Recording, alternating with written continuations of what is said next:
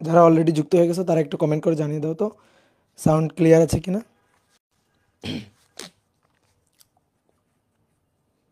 তোমাদের সাথে অনেক দিন পর দেখা হয়ে গেল আবার। তো বলো সবাই কেমন আছো?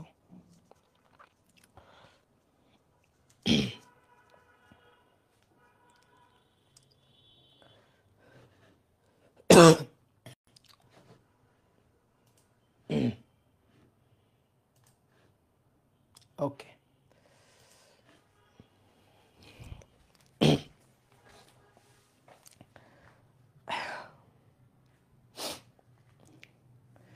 ডিয়ার স্টুডেন্ট, সবাইকে শুভেচ্ছা জানাচ্ছি নিউটনিয়ান বলবিদ্যা অধ্যায়ের কততম 18তম ক্লাস। তো আমরা গত ক্লাসে জড়তার ভ্রামকের ইচ অ্যান্ড এভরিথিং সব কিছু আমরা শেষ করছিলাম। তো আজকের ক্লাসে আমরা কৌণিক গতিশক্তি নিয়ে আলোচনা করব। খুবই ইম্পর্টেন্ট একটা টপিক, খুবই সহজ একটা টপিক। তোমরা সবাই রৈখিক গতিশক্তি জানো। আমরা সবাই জানি যে রৈখিক গতিশক্তির সূত্র হচ্ছে EK equal to half mv square. তা আমরা আজকে কৌণিক গতিশক্তি নিয়ে আলোচনা করব যে কৌণিক গতিশক্তির সূত্রটা কি হয় এবং সেই রিলেটেড যত ধরনের ম্যাথ প্রবলেম সলভ করা যায় সেগুলো আমরা সলভ করব। ঠিক আছে? এই যে যারা ফাইজলামি মার্কা কমেন্ট করতেছে তাদের কিন্তু আমি মাইর দিব, বুঝলা? তো চলো পড়া শুরু করে দিই। হয়েছে তোমাদের আগুন আগুন হয়েছে, এখন একটু জল ঢালো। তো লিখো, হেডিং দাও, কৌণিক গতিশক্তি। কৌণিক গতিশক্তি।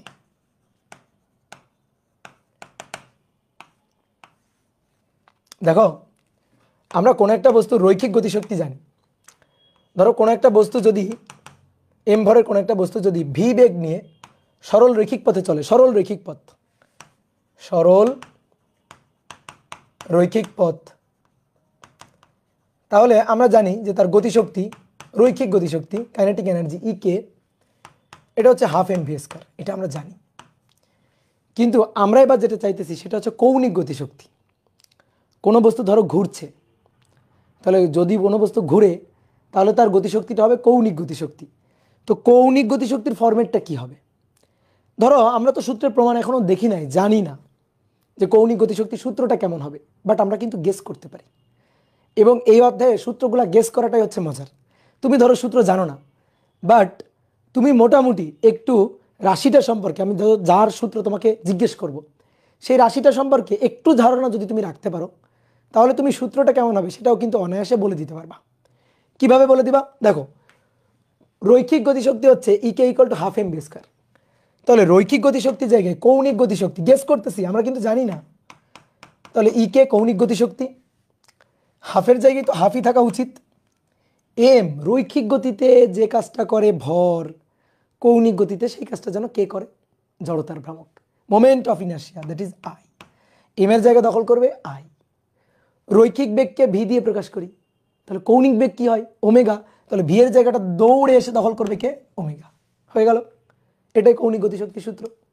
রৈখিক গতিশক্তি যদি EK equal to half mv square হয় তাহলে কৌণিক গতিশক্তি হচ্ছে EK equal to half I omega square. এখন এটা আমি গেস করছি, বাট আমি শিওর না, ইভেন তুমিও ধরো শিওর না। আমরা এবার এটা প্রমাণ করে দেখব আসলেই কি কৌণিক গতিশক্তির সূত্রটা EK equal to half mv square জায়গায় হাফ আই ওমেগা স্কয়ার হবে, সেইটা এখন আমরা একটু চেক করে দেখব। তো চলো, কোনো ঘূর্ণনশীল বস্তুর গতিশক্তি আমরা বের করতে চাই। কৌণিক গতিশক্তি কাকে বলে? যদি কোনো বস্তু ঘুরতে থাকে তাহলে তার গতিশক্তিটাই কৌণিক গতিশক্তি। তাহলে ঘূর্ণনশীল বস্তুর গতিশক্তি হচ্ছে কৌণিক গতিশক্তি। ঘূর্ণনশীল বস্তুর গতিশক্তিটাই হচ্ছে কৌণিক গতিশক্তি। কৌণিক গতিশক্তি। তো এটাকে ইকে দিয়েই প্রকাশ করা হয়, কৌণিক গতিশক্তি বলে আলাদা কোনো নোটেশন দেওয়া হয় না, ইকে দিয়ে আমরা প্রকাশ করি। তো চলো দেখি, কোনো একটা বস্তু, ধরো কোনো একটা বিন্দু ভরের বস্তু বৃত্তাকার পথে ঘুরছে। তাহলে প্রথমে আসো আমরা একটা বিন্দু ভরের বস্তু দেখি। বিন্দু ভর বস্তু,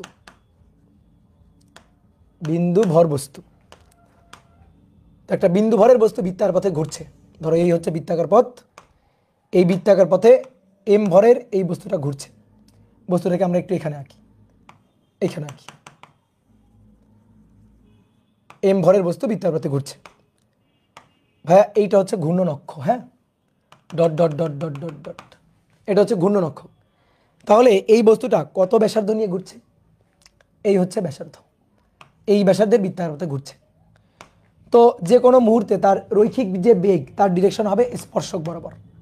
তাহলে এই পয়েন্টে স্পর্শক বরাবর এইদিকে, যখন বস্তুটা এখানে আসে তখন স্পর্শক বরাবর এইদিকে, যখন এখানে আসে তখন স্পর্শক বরাবর এদিকে, যখন এখানে আসে তখন স্পর্শক বরাবর এদিকে।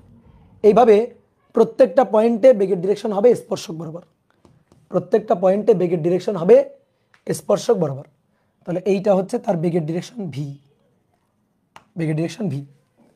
এইবার আমি যদি বলি এই বস্তুর গতিশক্তি কত, তো তুমি যেটা জানো আমাকে সেটা বলো আগে। গতিশক্তি তুমি যেটা জানো, তুমি তো কৌণিক গতিশক্তি জানো না, তাহলে তুমি যেটা জানো গতিশক্তি ই কে, এইটা equal to half M B square. দেখো কৌণিক গতিশক্তি রৈখিক গতিশক্তি আলাদা কিছু না। আমি যদি বলি এই বস্তুটার গতিশক্তি E K equal to half M B square, ভুল কিছু বলিনি। এবার এই হাফ এম বি স্কোয়ারকে আমি চাইলে হাফ আই ওমেগা স্কোয়ার ফরম্যাটে নিয়ে আসতে পারি।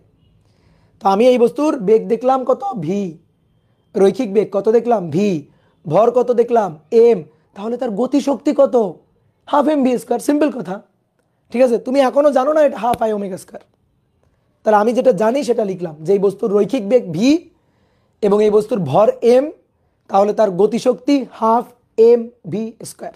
এইবার বোর্ডে দেখো, half M V equal to, আমরা তো জানি যে V equal to omega R, তাই তো? জানি কি না বলো? V equal to omega R, জানি কি না? তাহলে ভি ইকুয়াল টু যদি ওমেগা আর হয় এখানে বসাই দিব, তাহলে ওমেগা আর বসাইলাম, তাহলে ওমেগা আর তার হোল স্কোয়ার, তাহলে half M R square omega square, তাহলে M R square omega square. ওকে, বুঝলাম। এবার এই বস্তুটা একটা বিন্দু ভরের বস্তু না, তাহলে বিন্দু ভরের এই বস্তুর জড়তার ভ্রামকের সূত্র কি? এই বস্তুর জড়তার ভ্রামকের সূত্র কি? জড়তার ভ্রামক I, I equal to M R square. দেখো তো আছে কিনা এখানে, এই যে এম আর স্কোয়ার, বিন্দু ভরের বস্তু না, তাই জন্য I equal to M R square. বিন্দু ভরের বস্তু বিধায় I equal to M R square. এই যে I equal to M R square বসাই দিব হাফ আই ওমেগা স্কোয়ার। এই তো গতিশক্তি, কৌণিক গতিশক্তি চলে আসলো। অনেকে ভাবে কি হাফ এম বি স্কোয়ার আর হাফ আই ওমেগা স্কোয়ার দুইটা মনে আলাদা জিনিস। ভাই দুইটা আলাদা না। এই বস্তুটার গতিশক্তি কেউ যদি বলে ভাই হাফ এম বি স্কোয়ার বলবো আমি, কারেক্ট, তোমার হাফ আই ওমেগা স্কোয়ার বলার দরকার নেই। কেউ যদি বলে ভাই আমি হাফ এম বি স্কোয়ার বলবো না, আমি হাফ আই ওমেগা স্কোয়ার বলবো, তাও কারেক্ট, কোনো সমস্যা নেই। তুমি যেটা লিখবা সেটাই হবে। কথা কি বুঝছো? তুমি যেটা লিখতে চাও সেটাই হবে, কোনো সমস্যা নেই। তাহলে এই বস্তুর গতিশক্তি আমি যদি তোমাকে জিজ্ঞেস করি, এই বলো এই বস্তুটা আর ব্যাসার্ধের বৃত্তাকার পথে ঘুরছে, এই বস্তুর গতিশক্তি কত? হাফ এম বি স্কোয়ার বলতে পারো, হাফ আই ওমেগা স্কোয়ার বলতে পারো, যা হাফ এম বি স্কোয়ার তাই কিন্তু হাফ আই ওমেগা স্কোয়ার, আলাদা কিছু না। অনেকে কি আহাম্মকিটা করে জানো, আমি জিজ্ঞেস করলাম এই বস্তুর গতিশক্তি কত, সে কি করে এই বস্তুর গতিশক্তি ই কে, এই বস্তুর রৈখিক বেগ ভি, তার জন্য রৈখিক গতিশক্তি half M B square plus ঘুরতেছে, তাহলে ঘুরতেছে কৌণিক বেগ ওমেগা, তাহলে তার জন্য হাফ আই ওমেগা স্কোয়ার, এই দুইটা যোগ করে দিয়ে বসে থাকে। বলো হয়েছে? বলো হয়েছে? না হয় নাই। কি করছো তুমি? এক জিনিস দুইবার নিছো, এক জিনিস তুমি দুইবার নিছো। এই যে এই যে হাফ এম বি স্কোয়ার, এইটাকে ভাঙলেই তো আমি একটু পরে হাফ আই ওমেগা স্কোয়ার পাবো, তাই না? তাহলে কি হল, এক জিনিস আমি দুইবার নিলাম না, তাহলে এই কাজটা কিন্তু করা যাবে না। তাহলে কেউ যদি বলে এই বস্তুর গতিশক্তি হচ্ছে এই দুইটার যোগফল, তাহলে কিন্তু সে ভুল বলবে, বুঝছো? তাহলে যা হাফ এম বি স্কোয়ার সেটাকে ভেঙেই আমি পাইছি হাফ আই ওমেগা স্কোয়ার। ওকে, এবার আসো দেখো, এটা তো বিন্দু ভরের জন্য দেখলাম। এবার একটা নিরবিচ্ছিন্ন ভর বিশিষ্ট বস্তুর জন্য দেখব। নিরবিচ্ছিন্ন ভর বিশিষ্ট বস্তু মানে চাকতি, নিরেট গোলক, তারপর একটা নিরেট সিলিন্ডার বা আঁকা বাঁকা যে কোনো বস্তু বা একটা সরু সুষম দণ্ড, যে কোনো কিছু হতে পারে। তাহলে আসো নিরবিচ্ছিন্ন ভর বিশিষ্ট বস্তুর জন্য, নিরবিচ্ছিন্ন ভর বিশিষ্ট বস্তুর কৌণিক গতিশক্তি, বস্তুর কৌণিক গতিশক্তি, নিরবিচ্ছিন্ন ভর বিশিষ্ট বস্তুর গতিশক্তি। কৌণিক গতিশক্তি। কি ধরবা? আসো আমরা একটা চাকতি ধরি, পুরুত্ব বিশিষ্ট চাকতি, মানে সিলিন্ডার, সহজ কথা। একটু বড় করে আঁকি, হ্যাঁ।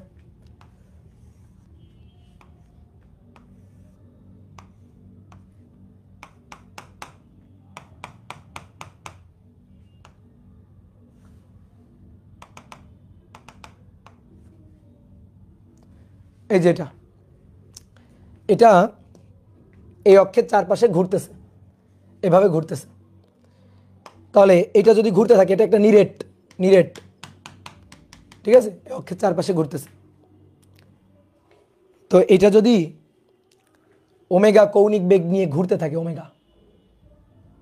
থাকে, তাহলে আমরা এর গতিশক্তি হিসাব করতে চাই।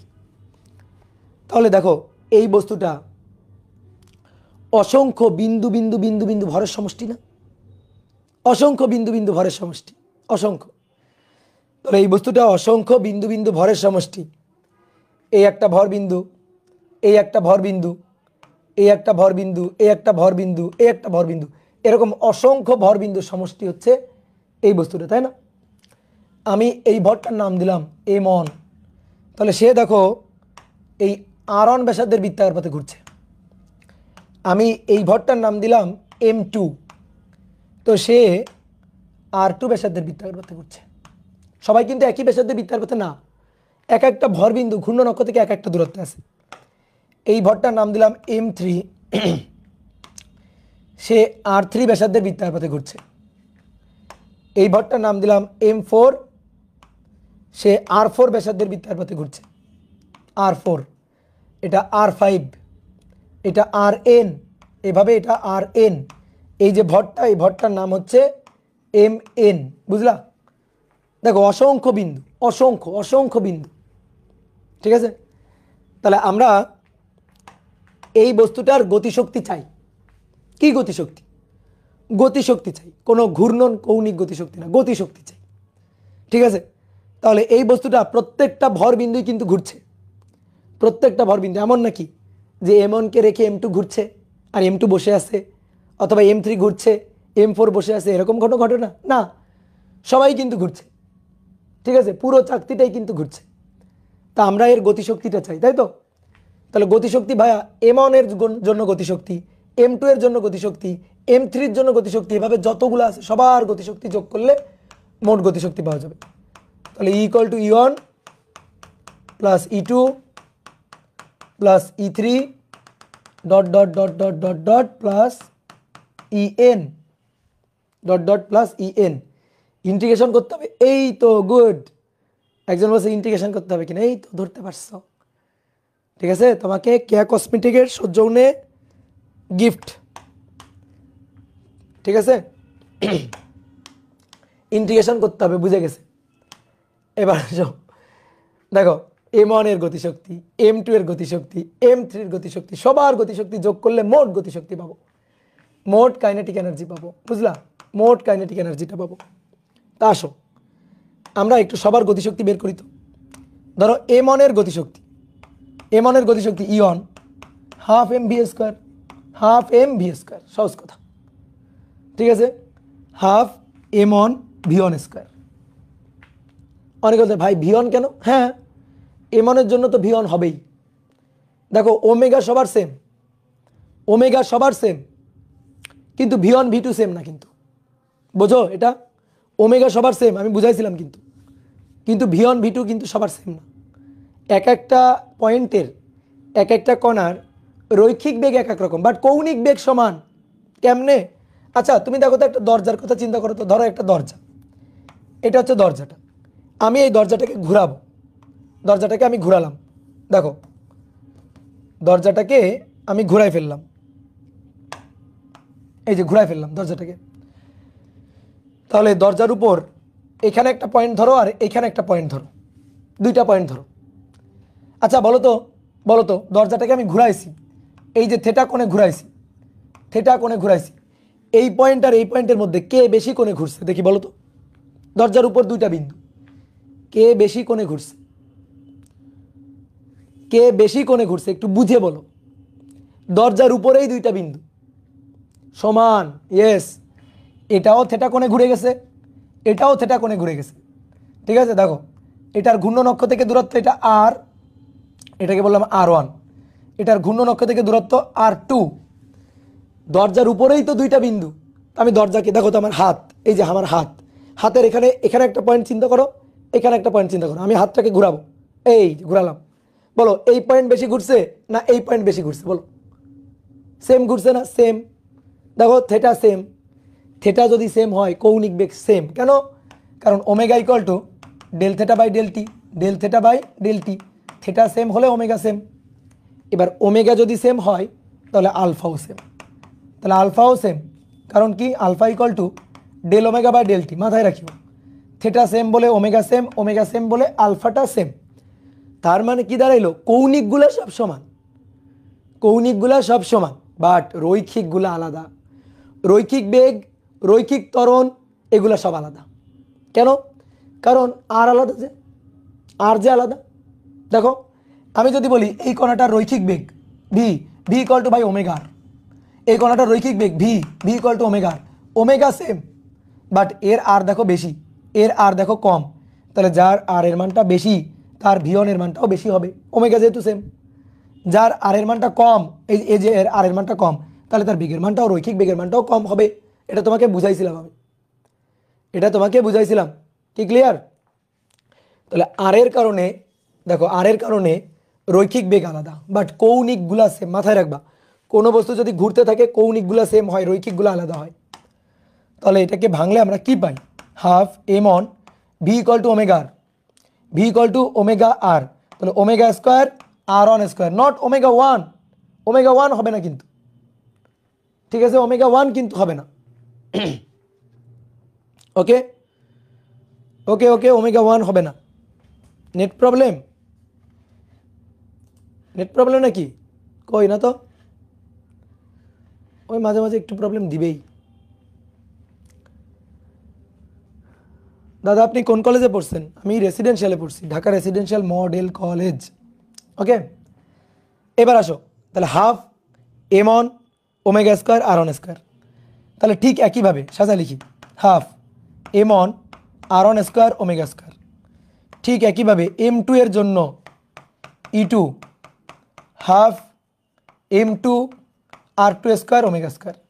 এইভাবে dot dot dot dot EN MN এর জন্য half MN RN square omega N square. Okay কি ক্লিয়ার? আচ্ছা এইগুলো নিয়ে এখন এখানে বসাই দিব, এগুলো নিয়ে এখন এখানে বসাই দিব। এই যে ইয়নের মানটা এমনের জন্য half M on R on square but omega square, omega one না, ঠিক আছে, সরি সরি এই দেখো ভুল করে ফেলছি, এখানে ওমেগা এন দিয়ে ফেলছি।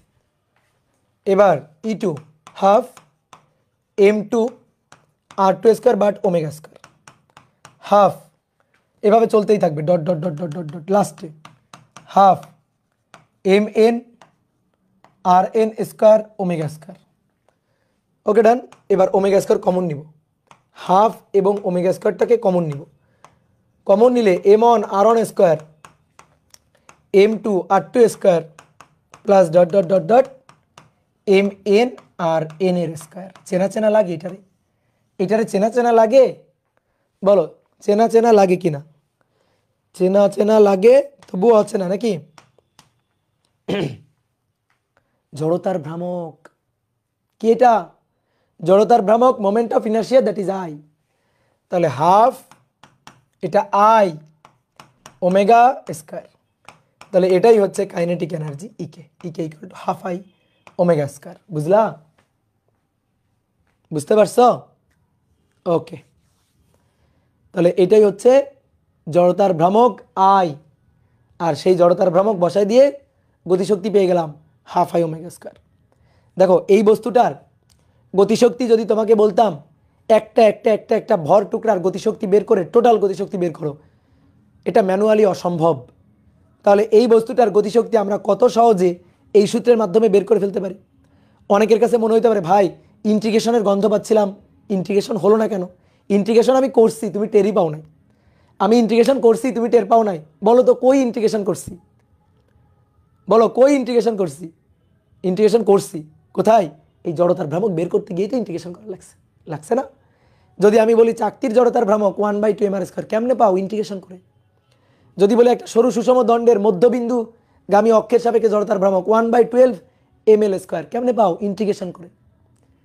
তাহলে আমরা এই যে জড়তার ভ্রামক, এটা হিসাব করার সময় তো ইন্টিগ্রেশন করি যখন লাগবে আর কি। যখন ইন্টিগ্রেশন লাগে তখন তো করি। তাহলে এক জড়তার ভ্রামকের মধ্যে এই যে এর পরবর্তীতে ইভেন সামনে আরও অনেক এই টাইপের হিসাব নিকাশ করব, যেখানে মনে হবে ইন্টিগ্রেশন করা লাগবে, কিন্তু সেই ইন্টিগ্রেশনের কাজটা অলরেডি করে বসে আছে কে? জড়তার ভ্রামক। এই কারণে আর আমাদের করা লাগছে না। কি ক্লিয়ার? এই আই বের করতে গিয়েই আমাদের ইন্টিগ্রেশন করা হয়ে যাচ্ছে। এই কারণে এই সকল হিসাবে আর কষ্ট করে ইন্টিগ্রেশন করা লাগতেছে না। তাহলে মেইন খেলাটা খেলবে কে? জড়তার ভ্রামক। মেইন খেলাটা খেলবে কে? জড়তার ভ্রামক। আমি যদি বলি একটা চাকতির কৌণিক গতিশক্তি বের করো, 1/2 ω², আই এর মান 1/2 mr²। একটা রিংয়ের কৌণিক গতিশক্তি বের করো, 1/2 ω², আই এর মান বসাবা mr²। যে বস্তু বলে দিব সেই বস্তুর কৌণিক গতিশক্তির হিসাব করার জন্য জাস্ট খালি আই এর মানটা হিসাব করে বসাই দিবা। কি ক্লিয়ার? খেলা হবে, হ্যাঁ খেলা হবে, খেলা হবে। এখন জড়তার ভ্রামকই সব খেলা খেলে দিবে, আমার আর কষ্ট নাই। ঠিক আছে, মাঠে নিয়ে আসছি জড়তার ভ্রামককে, খেলবে এবার জড়তার ভ্রামক। বুঝলা? কত সহজ জিনিস তোমাকে করাই দিলাম, তুমি জানো? কত কনফিউশন দূর করাই দিলাম তোমাকে। তুমি একটা একটা করে যদি প্রত্যেকটা বিন্দুর গতিশক্তি বের করতে যাও, তোমার যান জীবন থাকবে? থাকবে না। ওকে, তো চলো আমরা কৌণিক গতিশক্তি বুঝে গেছি। এবার একটা খুব ইম্পর্টেন্ট জিনিস লিখবো, লিখো, খুব ইম্পর্টেন্ট জিনিস। ইম্পর্টেন্ট জিনিস, তো খুব ইম্পর্টেন্ট জিনিস কি সেটা? খুব ইম্পর্টেন্ট জিনিস কি সেটা? আসো। এক, বস্তু যদি জায়গায় দাঁড়িয়ে ঘুরে, বস্তু যদি জায়গায় দাঁড়িয়ে ঘুরে, ঘুরতে ঘুরতে দৌড়াবে না, জাস্ট জায়গায় দাঁড়িয়ে ঘুরবে, তাহলে তার মোট গতিশক্তি, ধরো একটা চাকতি, ধরো একটা চাকতি, এই হচ্ছে চাকতিটা, এই চাকতিটা জায়গায় দাঁড়িয়ে, এখানে দাঁড়িয়েই ঘুরবে, এভাবে ঘুরছে ওমেগা, চাকতির জড়তার ভ্রামক আই। তাহলে এর মোট গতিশক্তি একটু আগে বের করলাম, কিন্তু বলো মোট গতিশক্তি কত? মোট গতিশক্তি ইকে, এটা equal two 1/2 mv² plus 1/2 i ω², নাকি? নাকি 1/2 mv² প্লাস 1/2 i ω²? না, কি সেটা? Just 1/2 i ω²। একটা বস্তু চাকতি কেন, একটা বস্তুও যদি ঘোরে তাহলে তার মোট গতিশক্তি 1/2 i ω²। বুঝলা? আর যদি তোমার মনে হয় ভাই আমি 1/2 mv² দিয়ে লিখবো, তাহলে 1/2 mv² দিয়ে লিখলে সামেশন অফ 1/2 mv², এই সামেশন অফ 1/2 mv² করেই আমরা এটা পাই। একটু আগেই তোমাকে দেখাচ্ছি, একটু আগে আমি তোমাকে দেখাচ্ছি। কি ক্লিয়ার? তাহলে ইকে ইকুয়াল টু 1/2 i ω²। এইবার 2 নম্বর, ঘোরাঘুরি নাই, ঘূর্ণন নাই,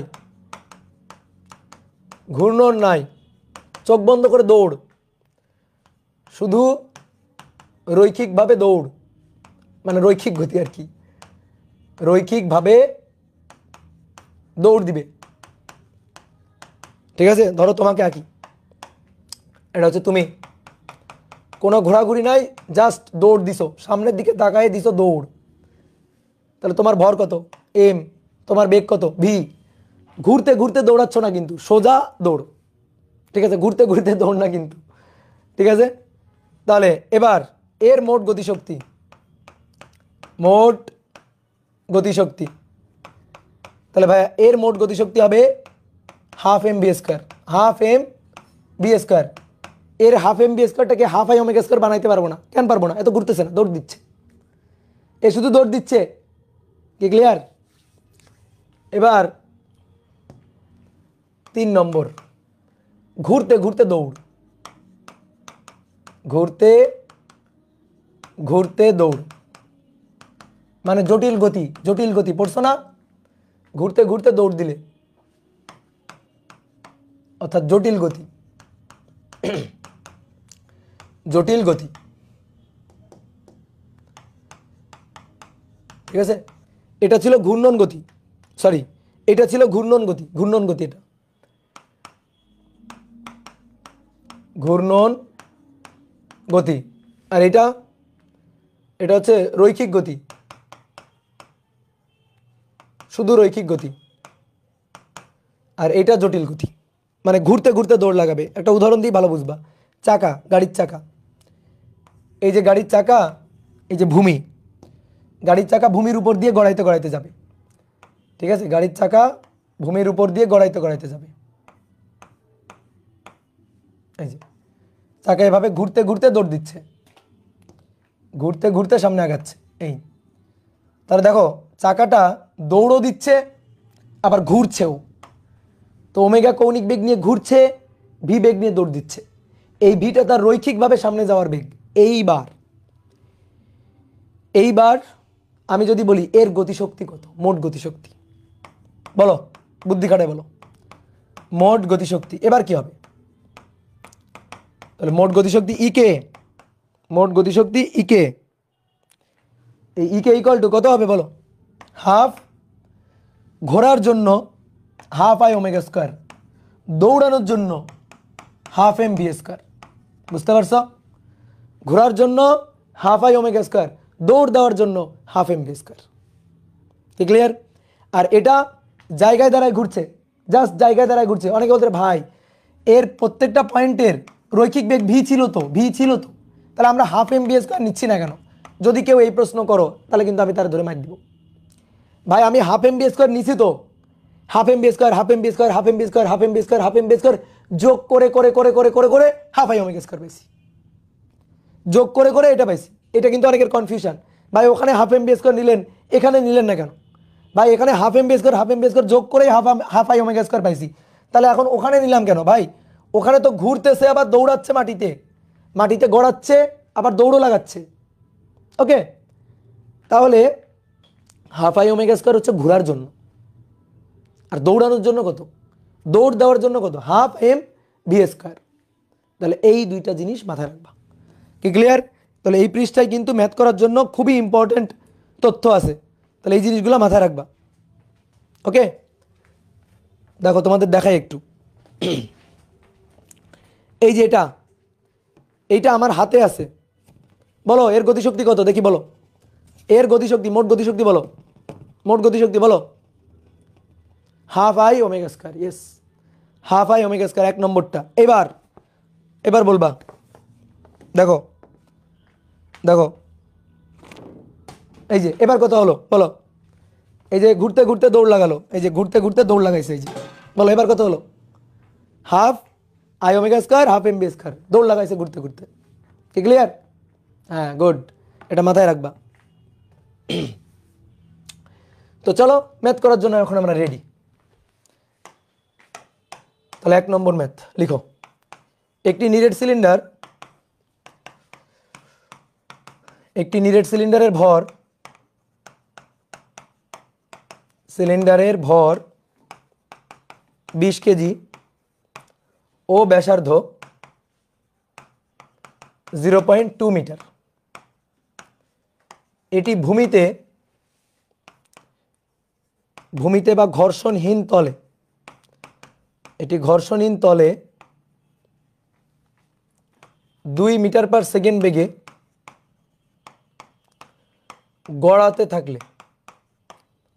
গড়াতে থাকলে এর মোট গতিশক্তি কত? মোট গতিশক্তি কত বলো, পারবো? বলো পারবো? ভাই নিরেট গোলকের জন্য কি হবে? নিরেট গোলকের জড়তার ভ্রামক তো 2/5 mr², এটা তো আমরা জানি, ঠিক আছে ভাই। নিরেট গোলকের জন্য 3 নম্বর প্রয়োজন। যদি একটা ফুটবল, সাপোজ একটা ফুটবল, বা ফুটবল তো ফাঁপা গোলক, আচ্ছা ধরো নিরেট ফুটবল, ঠিক আছে, একটা নিরেট একেবারে ফুটবল, এটা হাতে নিয়ে এভাবে ঘোরাচ্ছি, হাতে নিয়ে ওই যে আঙুলের উপর রেখে ঘোরাচ্ছি, হাফ আই ওমেগা স্কোয়ার। আর ফুটবল মাটিতে গড়াই দিলাম, half I omega square plus half M B square. কোনো তলে যদি গড়াই তাহলে দুটো যোগ, একটা ঘোরার জন্য একটা দৌড়ানোর জন্য, ওকে ক্লিয়ার? এবার আসো, একটা নিরেট সিলিন্ডারের কথা বলছে, চিত্র আঁকা লাগে না, তারপর বোঝার জন্য একটু আঁকছি। নিরেট, কিন্তু নিরেট একেবারে, এই যে নিরেট সিলিন্ডারটা dot dot dot dot dot, এই নিরেট সিলিন্ডারটা এইভাবে গড়াচ্ছে, এইভাবে ভূমিতে গড়াচ্ছে, গড়াতে গড়াতে যাচ্ছে ভূমিতে, এই যে এভাবে ভূমিতে গড়াতে গড়াতে সামনের দিকে যাচ্ছে। তো সামনের দিকে যাওয়ার বেগটা দেওয়া আছে ভি, 2 মিটার পার সেকেন্ড। এর ব্যাসার্ধ দেওয়া আছে, এর ব্যাসার্ধ আর 0.2 মিটার। এর ভর দেওয়া আছে এম, 20 কেজি। তাহলে আমরা এর মোট গতিশক্তি বের করতে চাই। তাহলে গড়াইতে গড়াইতে দৌড়াচ্ছে, মোট গতিশক্তি হচ্ছে half I omega square plus half M V square, half I omega square plus half M V square. Okay, আসো তাহলে মান বসাই দিব এবার। কিন্তু দুঃখের বিষয়, ওমেগা জানি না। দেখো মাথায় হাত। তুমি বলতে ভাই ওমেগা তো জানি, কেমনে?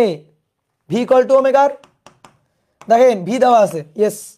আর দেওয়া আছে, ইয়েস। ওমেগা, হ্যাঁ তাই তো, ভি দেওয়া আছে আর দেওয়া আছে, তাহলে তো ওমেগা জানা যায়। হ্যাঁ সত্যি কথা। এবার দেখো তোমাকে আর একটু সহজ জিনিস শিখাই।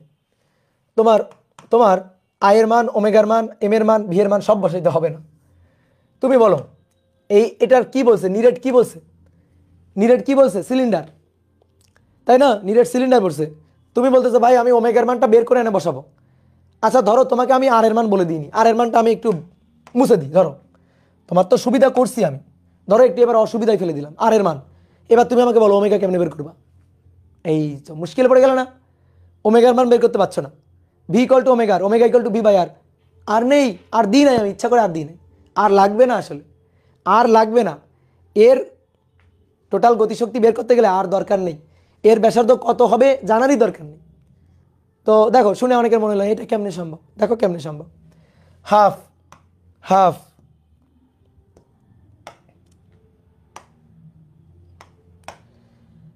Half I omega square.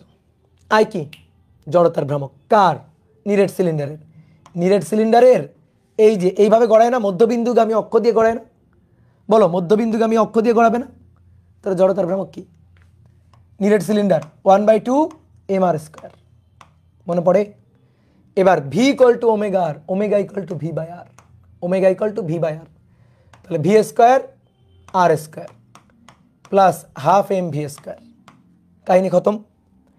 এই আর স্কোয়ার কাটা, তাহলে এটা 1/4 M V square plus 1/2 M V square. দেখো শুধু ভর আর রৈখিক বেগ ভি জানলেই হবে, আর জানার দরকার নেই, জড়তার ভ্রামক জানার কোনো দরকারই নেই। তাহলে 1/4 আর 1/2, তারপরে হাফ এম ভি স্কোয়ার, তাহলে 4 ইনভার্স প্লাস 2 ইনভার্স যোগ করলে 3/4 এম ভি স্কোয়ার। নাও এবার মান বসে দাও, 3/4। কেউ যদি বলো ভাই আর তো দেওয়া ছিল, আমি যদি ওমেগা বসায় করতাম একই রেজাল্ট। কিন্তু ধরো আর দেওয়া নেই, তখন তো এটা জানতে হবে না।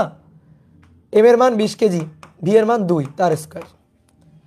তাহলে 20 ইন্টু 3, 3 গুণে 6, 60 জুল। শেষ, অ্যান্সার ডান। এই তো অনেকে করে ফেলছো। বা সিলিন্ডার যদি ফাঁপা হইতো তাহলে এখানে 1/2 এম আর স্কোয়ারের জায়গায় শুধু এম আর স্কোয়ার বসাইতাম। ফাঁপা সিলিন্ডার মানে পাইপ, ফাঁপা সিলিন্ডার মানে পাইপ,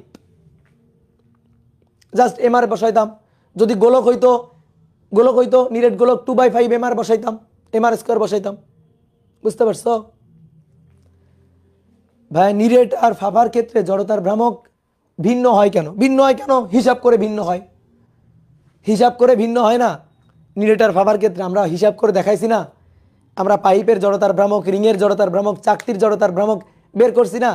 তাহলে নিরেট আর ফাঁপার ক্ষেত্রে জড়তার ভ্রামক আলাদা হবে না কেন? তাই না? প্রশ্নটাই তো হইল না।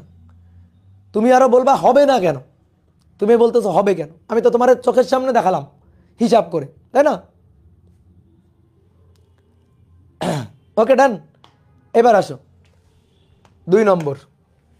2, এটা খুবই ইম্পর্টেন্ট। বলা হচ্ছে 50 মিটার উচ্চতার একটি হেলানো তল হতে একটি হেলানো নগণ্য ঘর্ষণ বা ঘর্ষণহীন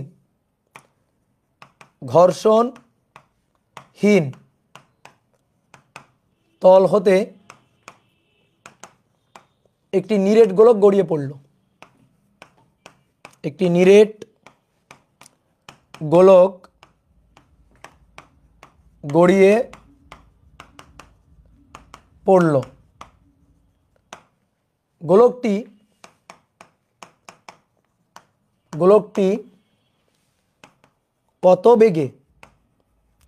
কত বেগে হেলানো তলের পাদবিন্দুতে আঘাত করবে? হেলানো তলের পাদবিন্দুতে আঘাত করবে। দেখো দুনিয়াতে কোনো তথ্যই দেওয়া নেই, জাস্ট একটা তথ্য দেওয়া আছে, জাস্ট একটা তথ্য বলা আছে হেলানো তলের উচ্চতা 50 মিটার, জাস্ট এই তথ্যটা বলা আছে। ম্যাথ পড়ে চিত্র আঁকাটাই হচ্ছে ম্যাথের 80% কমপ্লিট করা।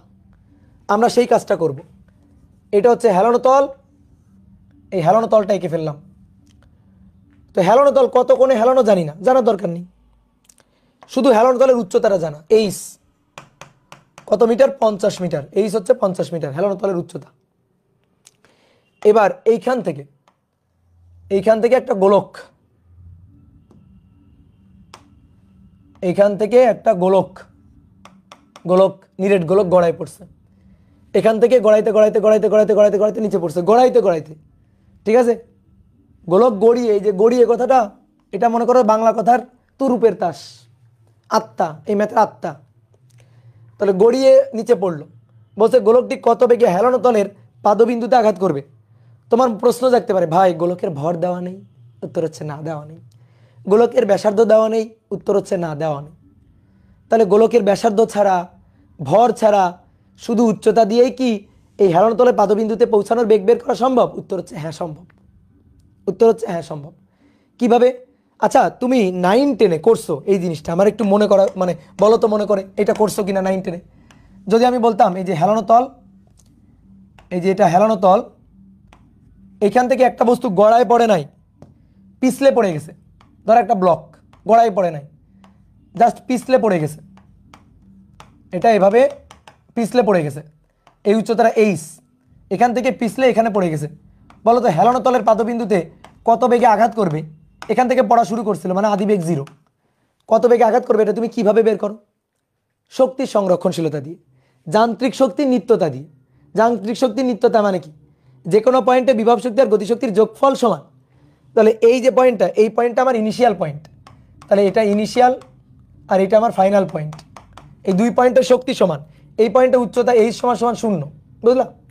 এই পয়েন্টে ই ইনিশিয়াল, এই পয়েন্টে ই ফাইনাল, ই ইনিশিয়াল সমান সমান ই ফাইনাল। আসো দেখো, তুমি তখন লিখতা এই পয়েন্টে বেগ কত? 0, তাহলে গতিশক্তি 0, সমস্ত শক্তি বিভব শক্তি, দ্যাট ইজ mgh, ঠিক আছে। আর এই পয়েন্টে h0, উচ্চতা h0, সমস্ত শক্তি গতিশক্তি, কারণ বিভব শক্তি নেই তো, তাহলে half M V square, M আর এম কাটাকাটি, ভি ইকুয়াল টু √2gh। আমি শিওর তুমি এই ম্যাথ 9-10-এ করছো, আমি শিওর তুমি এই ম্যাথ 9-10-এ করছো।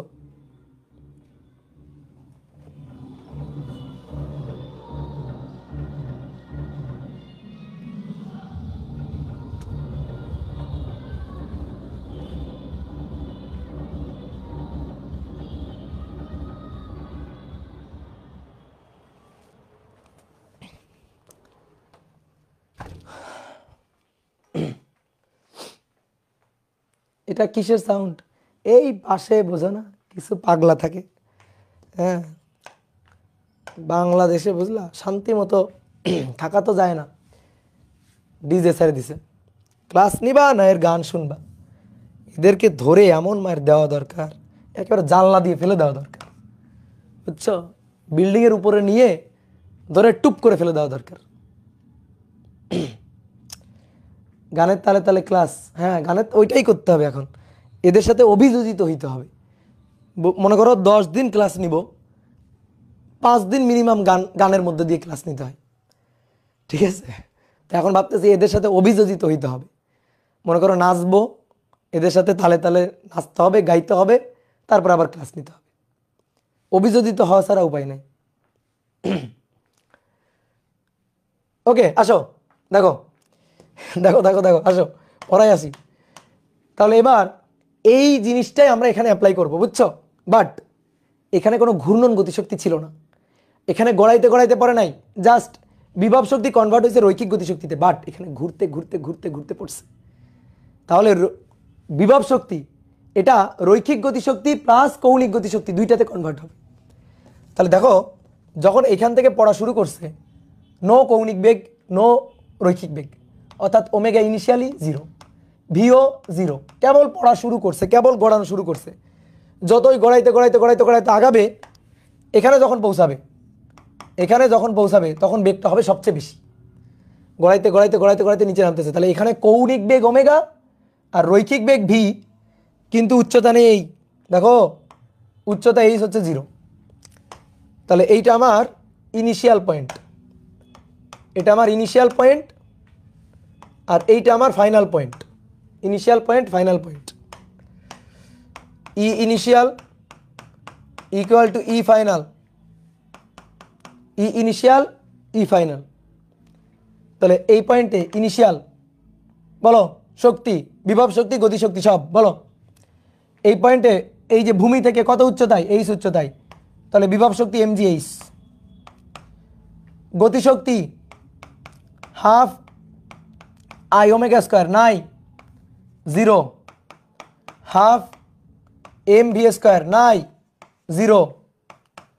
এবার ফাইনাল এই পয়েন্টে উচ্চতা 0, তাহলে mgh 0, half M V square plus half I omega square. ঠিক আছে, বুঝলা? শক্তির সংরক্ষণশীলতা খাটালাম, আর কিছুই না। তাহলে mgh half M V square plus half I omega square, half M V square plus half I, দেখো এবার ভালো করে খেয়াল করো, আই গোলক তো নিরেট গোলক, 2/5 mr square, omega V equal to omega R, omega equal to V by R, V square by R square, R square কাটা, আর স্কয়ার কাটা, mgh এটা ইকুয়াল টু দেখো 2 2 কাটা, 2 কাটা, 1/2 1/5, তাহলে 1/2 2 ইনভার্স প্লাস 5 ইনভার্স, তো 7/10 হবে, 7/10 এম ভি স্কয়ার, এমও কাটা, বাহ। তাহলে ভি এটা বের করতে শুধু এইচ জানা দরকার, আর কিছু জানা দরকার নেই। V equal two √10/7 GH। এবার তুমি খালি মানগুলো বসে দাও, বাকি কাজ ক্যালকুলেটর করে দিবে। 10/7, জি এর মান 9.8, এইচ এর মান 50, এইচ এর মান 50,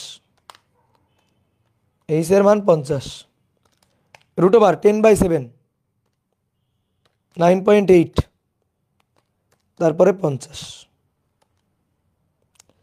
তাহলে 10√7 মিটার পার সেকেন্ড। ঠিক আছে, 26.45, এই হয়ে গেল। কত সহজ না? এবার তোমরা আমাকে একটু বলবা, বলো একই উচ্চতা থেকে 2 কেজি আর 8 কেজি ভরের দুইটি নিরেট গোলক গড়ায়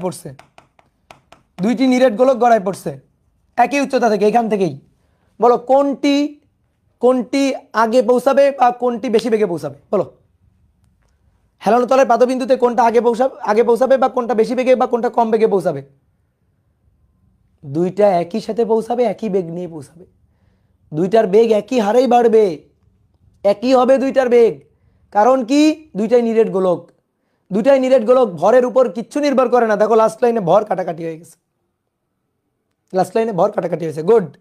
তাহলে সেম বেগ হবে, সেম ভি হবে, সেম, ডান, ওকে। এবার মনে করো ভর একই, ঠিক আছে। আগে কি ছিল? আগে ছিল ব্যাসার্ধ সেম, দুইটা ভিন্ন ভরের গোলক, নিরেট গোলক। এবার মনে করো ভর সেম, একটার ব্যাসার্ধ 2 সেন্টিমিটার আর একটা ব্যাসার্ধ 8 সেন্টিমিটার, ব্যাসার্ধের গোলক। বলো কোনটা আগে পৌঁছাবে? বা কোনটা বেশি বেগে পৌঁছাবে? বলো বলো বলো। সেম, ব্যাসার্ধের উপরও কিছু নির্ভর করে না, ব্যাসার্ধের উপরও কিছু নির্ভর করে না। সেম, ব্যাসার্ধ কাটাকাটি হয়ে বিদায়, আর স্কোয়ার কাটাকাটি হয়ে বিদায়। তাহলে গোলক হলেই হবে, ব্যাসার্ধের নিরেট গোলক। তাহলে এই ক্ষেত্রেও সেম, এই ক্ষেত্রেও হবে সেম, সেম বেগ। আচ্ছা এবার বলো, ভরও আলাদা, দুইটা গোলক, দুইটা নিরেট গোলক, ভরও আলাদা, ব্যাসার্ধ আলাদা, কোনটা আগে পড়বে? ভরও আলাদা, ব্যাসার্ধ আলাদা, দুইটা নিরেট গোলক, সেম, বুঝলা? তাহলে ভরের উপর, ব্যাসার্ধের উপর, কিসের উপর নির্ভর করে না। কিসের উপর নির্ভর করে? উচ্চতা এইসের উপর। আর কিসের উপর নির্ভর করে? বস্তুর শেপের উপর, আকৃতির উপর, বস্তুর শেপের উপর, আকৃতির উপর। তোমার মনে হইতে পারে ভাই আমি এখান থেকে যা গড়াই দিব তাই কি একই বেগে নিচে পড়বে? না না, তুমি এখান থেকে যতগুলো গোলক গড়াই দাও, গোলক, একটা ছোট গোলক, একটা বড় গোলক, একটা কাচের মার্বেল, মানে যতগুলো গোলক গড়াই দাও না কেন, সবগুলো গোলক ঘর্ষণহীন তলে, ঘর্ষণহীন কথাটা কিন্তু মেনশন করতেছি, ঘর্ষণ নাই, একই সাথে এখানে এসে পড়বে, একই বেগে পড়বে। বুঝতে পারছো? একই সাথে পড়বে। ঘর্ষণ থাকলে ভিন্ন কথা, ঘর্ষণ এখনো আমরা এখানে পড়বো না কৌণিক গতিতে, ঘর্ষণ থাকলে ভিন্ন কথা। তাহলে ঘর্ষণ নেই, আমরা আবর্ত ঘর্ষণ পড়ি না রে বাবা, আবর্ত ঘর্ষণ আমরা পড়ি না, এটা আবর্ত ঘর্ষণ, তো এটা আমরা পড়বো না, ঠিক আছে? এবার আসো, তাহলে ঘর্ষণ যদি না থাকে সবাই একই সাথে পড়বে, সবগুলো গোলক। কিন্তু ধরো একটা গোলক আর একটা চাকতি, দুটাকে গড়াই দিলাম, তাহলে কিন্তু হবে না, ঠিক আছে? একটা চাকতি আর একটা গোলক, তাহলে কিন্তু একই রকম হবে না। বুঝতে পারছো? একটা চাকতি আর একটা গোলক হলে কিন্তু ভিন্ন হবে। কেন? গোলকের জন্য 2/5 m², চাকতির জন্য কি 2/5 m² হবে? এখানে কি হবে? এইখানে কি হবে? জাস্ট চেঞ্জটা কোথায় হবে? 1/2 m²। আচ্ছা যদি আমি একটা রিং গড়াই দিই, রিং রিং রিং m², যদি একটা নিরেট সিলিন্ডার গড়াই দিই 1/2 m², বুঝছো? তাহলে সব সব সব কিছু চেঞ্জ কোথায়? এখানে। তাহলে বেগ আলাদা আলাদা হবে কিসের জন্য? এইচ ভিন্ন ভিন্ন হলে, আর বস্তুর আকৃতি অর্থাৎ শেপ এটা ভিন্ন ভিন্ন হলে। বুঝছো? তাহলে এবার তোমরা একটা ম্যাথ আমাকে করে দিবা, এটা রুয়েটে আসা, অ্যাডমিশন টেস্টে রুয়েটে আসছিল একবার, এটা হচ্ছে 3 নম্বর। বলা হচ্ছে কে বিজয়ী হবে, কে বিজয়ী হবে, ঠিক আছে? একটা হেলানো তল,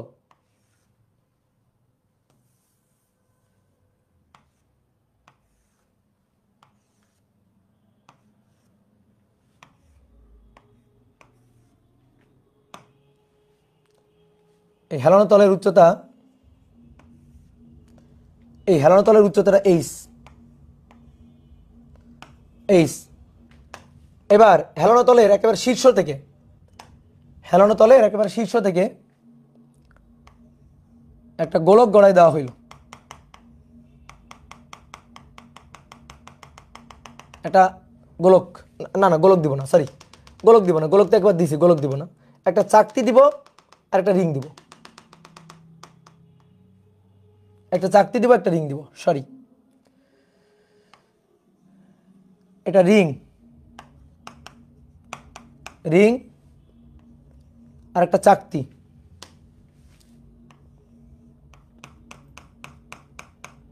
এটা চাকতি,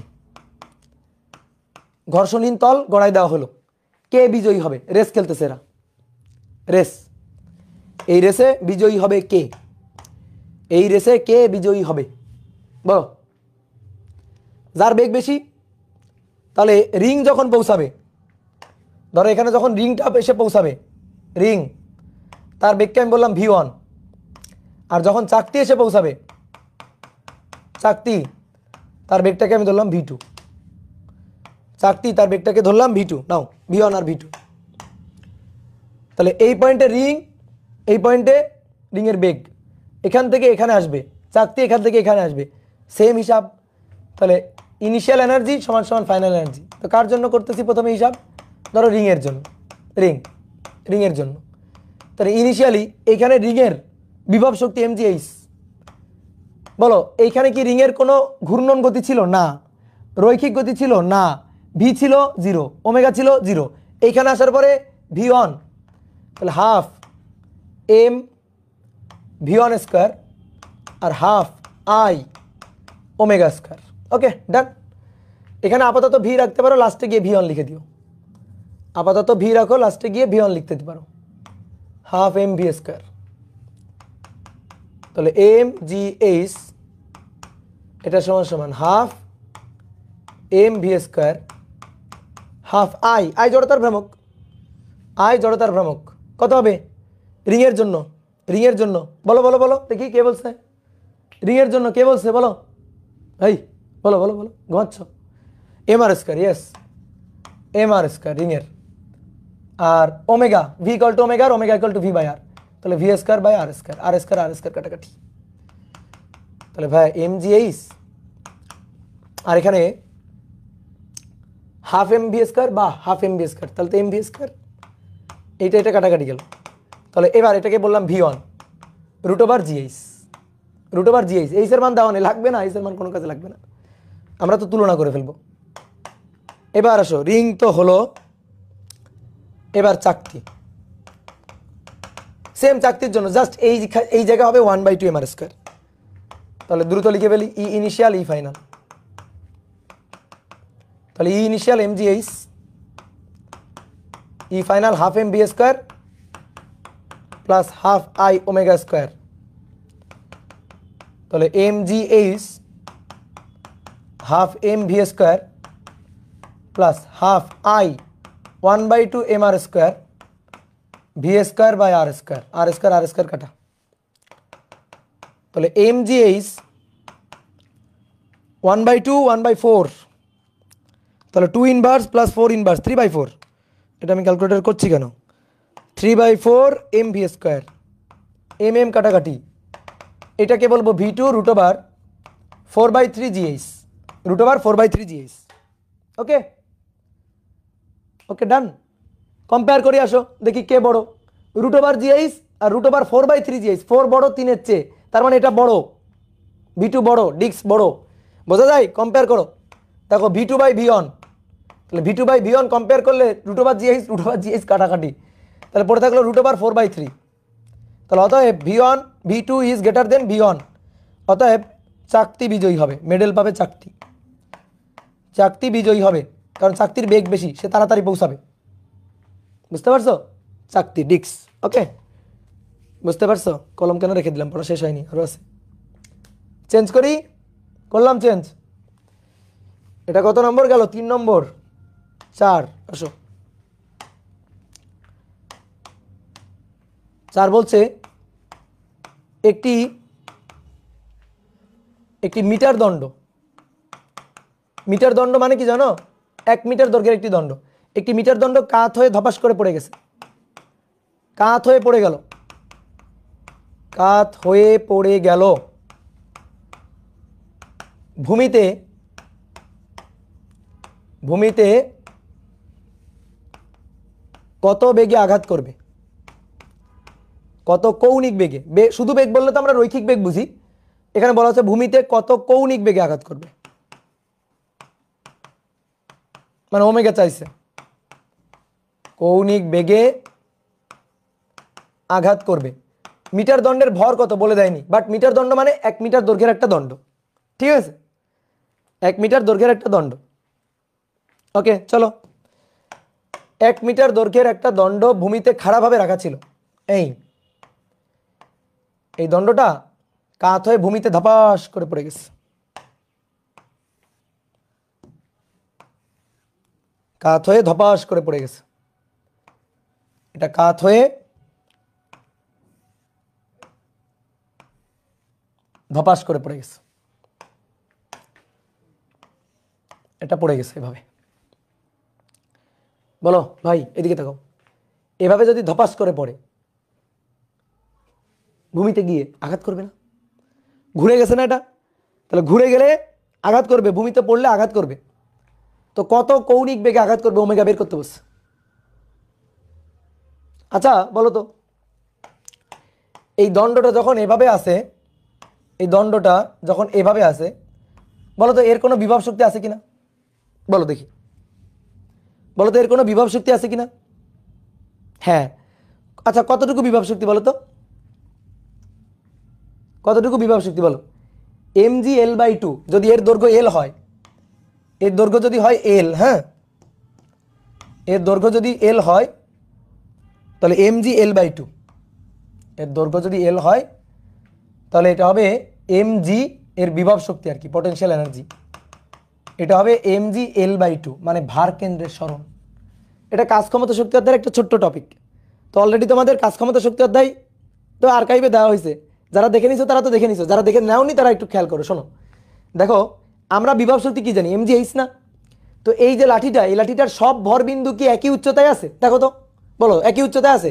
এই লাঠির এখানে যে ভর বিন্দুটা তার উচ্চতা 0 ভূমি থেকে, এখানে যে ভর বিন্দুটা তার উচ্চতা এত, এখানে যে ভর বিন্দু তার উচ্চতা এত, এখানে যে ভর বিন্দু তার উচ্চতা এত, এখানে যে ভর বিন্দু তার উচ্চতা সবচেয়ে বেশি। তো এক একটা ভর বিন্দুর উচ্চতা ভূমি থেকে এক এক রকম না? বলো, এক একটা ভর বিন্দুর উচ্চতা ভূমি থেকে এক এক রকম না? এই কারণে এর বিভব শক্তি যদি mg/h বলি তাহলে তো ভুল হয়ে গেল। এর বিভব শক্তি তাহলে কি হবে, ভার কেন্দ্র নিয়ে বলতে হবে। তাহলে mg/L/2, এই যে L/2, mg/h না, mg/L না, mg/L/2, এভারেজটা নিতে হবে, গড়টা নিতে হবে। ওকে, হ্যাঁ এই দণ্ডের বিভব শক্তি mg/L হইতো কখন জানো, যদি এটা ভূমি লাঠিটাকে এভাবে রাখা থাকতো, L উচ্চতায় রাখা থাকতো, তাহলে দেখো সকল ভর বিন্দু ভূমি থেকে L উচ্চতায়, তখন হইতো mg/L/2, সরি mg/L হইতো, সরি mg/L হইতো তখন। কিন্তু এই ক্ষেত্রে কত হবে, mg/L/2 হবে, বুঝলা, mg/L/2 হবে। তাহলে আসো, এটা হচ্ছে মধ্যবিন্দু, এটা হচ্ছে মধ্যবিন্দু। ওকে, তাহলে এই মধ্যবিন্দুতে দেখো ভূমি থেকে এই মধ্যবিন্দুর উচ্চতা এটা L/2, তাহলে এর বিভব শক্তি দেখো এইখানে কিন্তু কোনো ঘূর্ণন বেগ নেই, যখন এখানে আছে তখন কিন্তু কোনো ঘূর্ণন বেগটেগ নেই, রৈখিক বেগটেগ নেই, ω0। তাহলে এই পয়েন্টে তার সমস্ত শক্তি পটেনশিয়াল এনার্জি, যখন ঘুরে গেছে তখন এখানে গিয়ে পটেনশিয়াল এনার্জি দেখো এই 0 হয়ে গেছে, তাহলে পটেনশিয়াল এনার্জি 0 হয়ে গেছে, তাহলে সমস্ত শক্তি কি হয়ে গেছে, এই যে কৌণিক বেগে আঘাত করছে, ওমেগা নিয়ে আঘাত করছে, সেই ওমেগার মানটা বের করতে বসে, তাহলে সেটা হচ্ছে গতিশক্তি। বুঝতে পারছো, সেটা হচ্ছে গতিশক্তি। তার মানে বিভব শক্তি কনভার্ট হচ্ছে গতিশক্তিতে। মানে একটা বস্তু ধরো এই উচ্চতা থেকে পড়লো, আমি বললাম ভূমিতে কত বেগে আঘাত করবে এই উচ্চতা থেকে পড়লে, তুমি কি লিখতে 9 টেনে যে বিভব শক্তি mg/h সেটা সমান সমান হাফ mv², তাহলে mm কাটাকাটি, অর্থাৎ b = √2gh লিখতে না? ওই জিনিসটাই তো ভাই, ওটাই তো। তাহলে ওটা কিভাবে আসতেছে, কৌণিক গতিশক্তির মাধ্যমে আসতেছে। ওকে, তাহলে এই অবস্থায় যখন আছে তখন পটেনশিয়াল এনার্জি ইপি,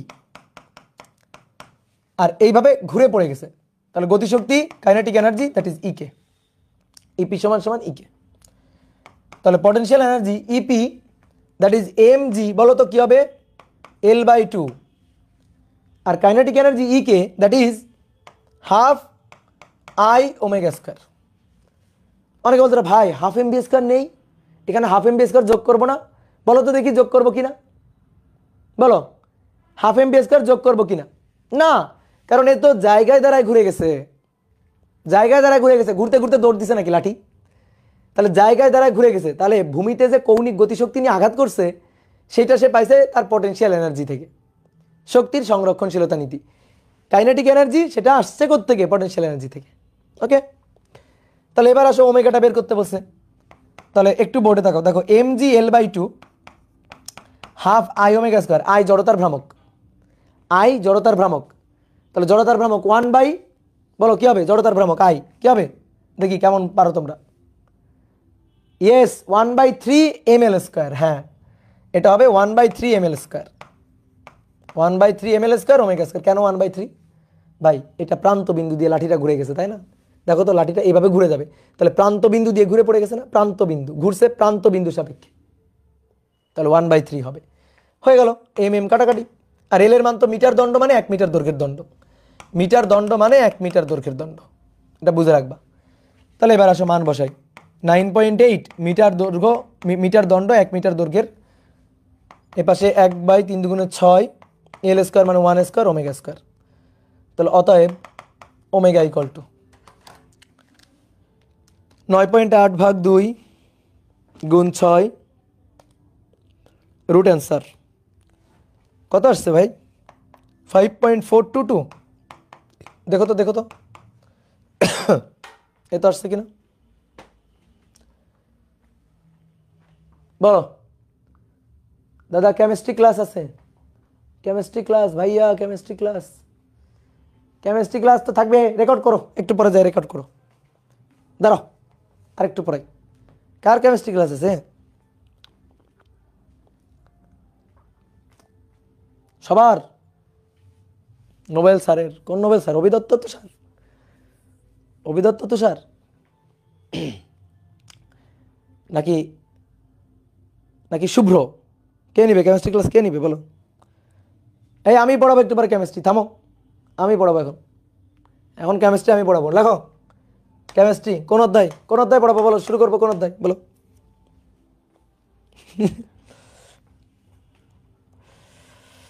ওকে ওকে ওকে,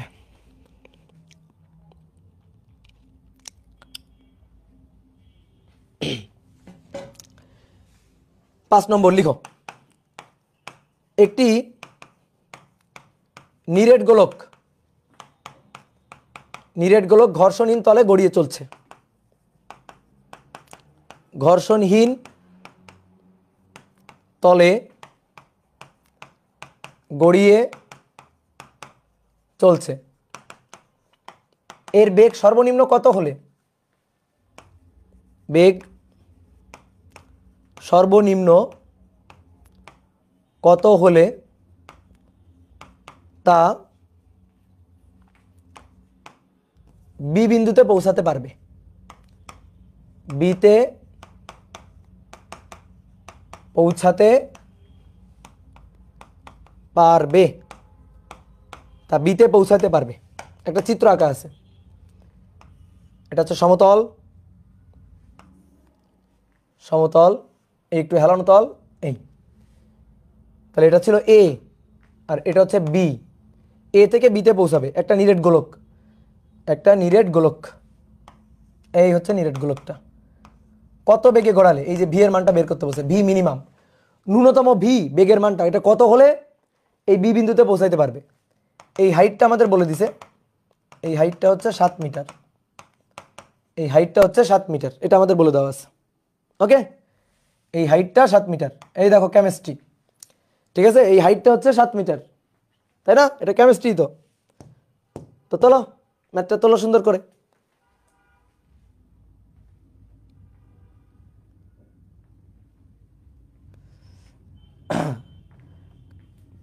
বলো কেমিস্ট্রি একটু পড়ান, মিমটা বানায়।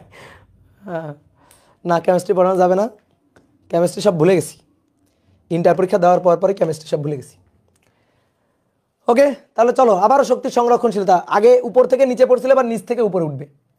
তাহলে এই পয়েন্টটা এবার ইনিশিয়াল পয়েন্ট, এই পয়েন্টটা ইনিশিয়াল পয়েন্ট, এই পয়েন্টটা ফাইনাল পয়েন্ট। এখানে গিয়ে জাস্ট পৌঁছাবে, এই যে এখানে গিয়ে জাস্ট পৌঁছাবে, কোনো বেগ থাকার দরকার নেই, জাস্ট পৌঁছাবে। এই যে হেলানো তলের উপরে জাস্ট উঠে যাবে, এখানে গিয়ে থেমে যাবে। তাহলে এখানে গিয়ে থেমে যাবে, কেন থেমে যাবে? ওখানে গিয়ে তো চলতেও পারে, হ্যাঁ পারে, কিন্তু আমাদের বলছে ন্যূনতম বেগ, বেগটা ন্যূনতম, গড়ানো বেগটা ন্যূনতম কত হলে এইখানে গিয়ে জাস্ট পৌঁছাইতে পারবে? ন্যূনতম মিনিমাম বেগটা বের করতে বলছে। তো এই কারণে মিনিমাম বেগটা তখনই পাওয়া যাবে যখন যখন এখানে জাস্ট পৌঁছাবে, অর্থাৎ বেগটা হবে 0। এখানে জাস্ট পৌঁছাবে অর্থাৎ বেগটা হবে 0। তো চলো হিসাব নিকাশ করে ফেলি। এইখান থেকে তো গড়াচ্ছে, তাহলে তার ভিও আছে, ওমেগাও কিন্তু আছে, এখানে কিন্তু তার ওমেগাও আছে। আর এখানে ভি যা থাকবে না, তারপরে ওমেগাও থাকবে না, জাস্ট থেমে যাবে, ওখানে গিয়ে পৌঁছাবে। কত উচ্চতায়? এইচ হচ্ছে 7 মিটার উচ্চতায়। তাহলে ই ইনিশিয়াল, ই ফাইনাল, একই রকম, ই ইনিশিয়াল ই ফাইনাল, উল্টা, এবং সূত্র দেখবে আলটিমেটলি একই আসবে। ঠিক আছে, যেহেতু গোলক বলছে 10/7ই আসবে। ই ইনিশিয়াল ই ফাইনাল, আগে ছিল উপর থেকে নিচে পড়ছে, এবার নিচ থেকে উপরে উঠতেছে। তাহলে এই পয়েন্ট থেকে গড়াচ্ছে, তাহলে হাফ আই ওমেগা স্কয়ার, দৌড়াচ্ছে হাফ এম ভি স্কয়ার। কিন্তু হেলানো তল, এই যে এখানে উচ্চতা ছিল h0, এইচ ছিল 0, সুতরাং কোনো বিভব শক্তি নেই। ওকে, তাহলে বিভব শক্তিটা 0, এই যে 0। এবার আসো, এইখানে ভি নেই, ওমেগা নেই, তাহলে ভি নেই, ওমেগা নেই মানে 0 + 0, কিন্তু উচ্চতা আছে mgh।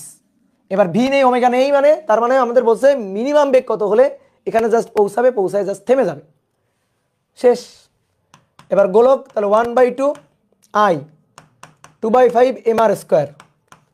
এবার V equal to omega, omega equal to v/r, তাহলে v square by r square plus half M V square equal to mgh এবার 2 আর 2 কাটা, ঠিক আছে, আর স্কোয়ার কাটা 1/5 1/2, তাহলে নিচে 10 উপরে 7, 7/10 mv square equal to mg। দেখো সেম জিনিস, mm কাটাকাটি, মিনিমাম বেগ ভি বের করতে হবে, √10gh ডিভাইডেড বাই 7।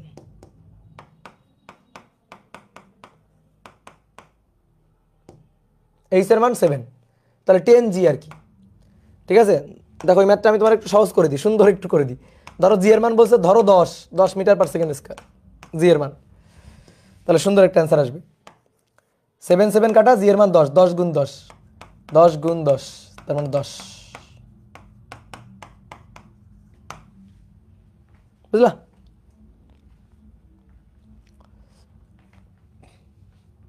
চলো চলো চলো দ্রুত।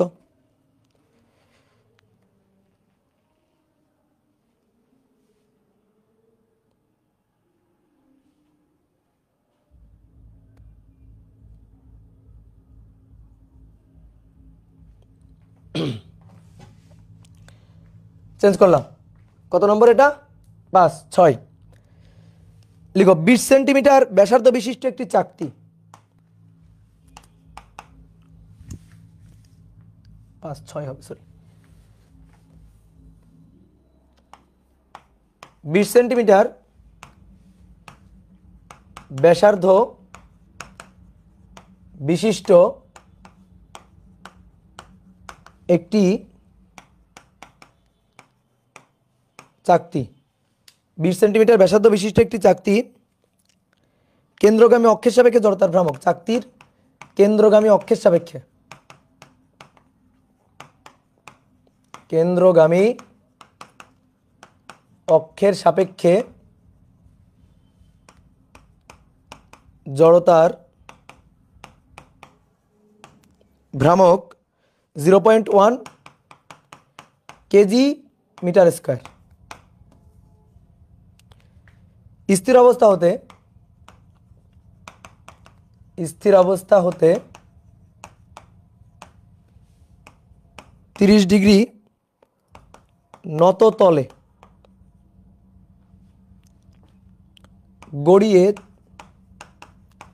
গড়িয়ে 2 মিটার নামার পর কৌণিক বেগ কত হবে? 2 মিটার নামার পর কৌণিক বেগ কত হবে?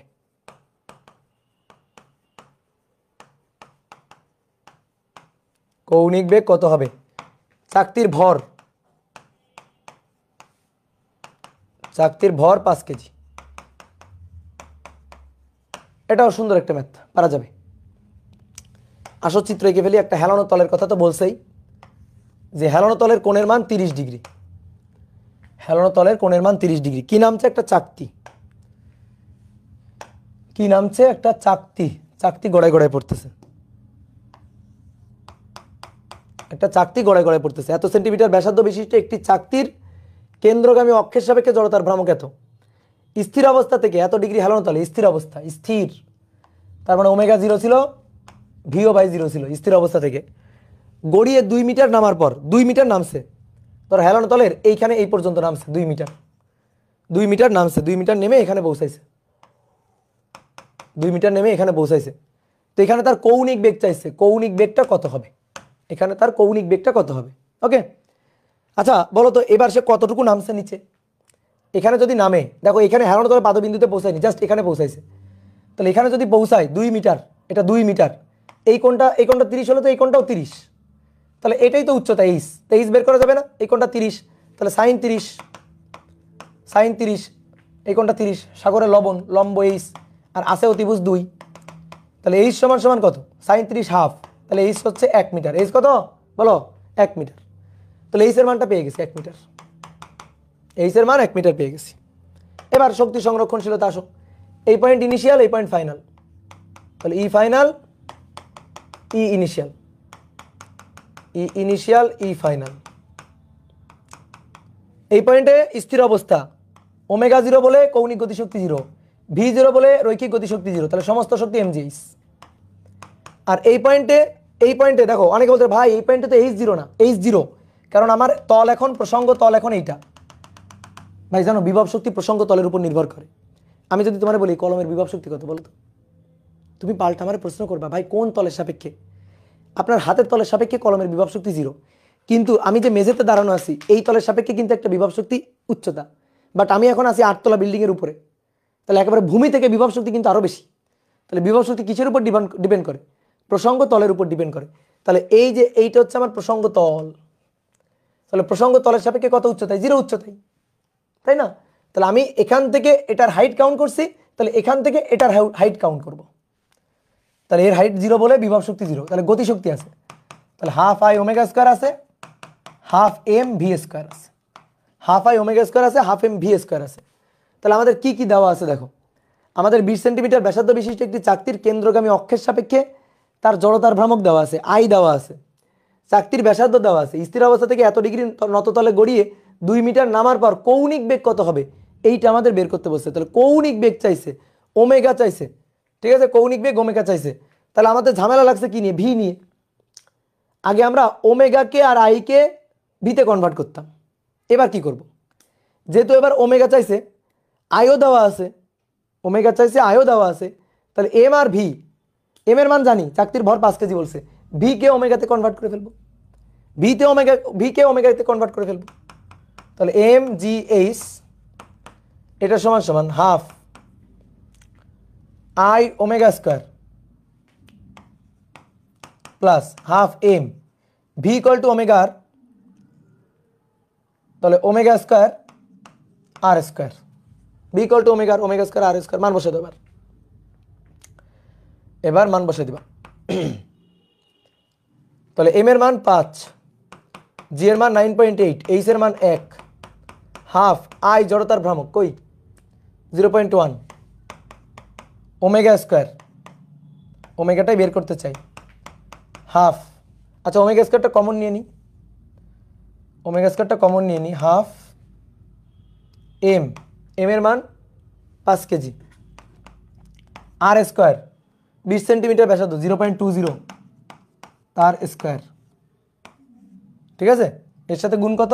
এম, ঠিক আছে। আমরা এমটাকে সরি ওমেগা, ওমেগা স্কয়ারটাকে বাইরে নিয়ে নিলাম, তাহলে এখান থেকে ওমেগার মানটা পাবো 5 গুণ 9.8 এত ভাগ 0.5 ইন্টু 0.1, তার সাথে যোগ 0.5 ইন্টু 5 ইন্টু 0.20 তার স্কোয়ার, রুট অ্যান্সার। দেখো তো 70/3 23.33 আসে কিনা?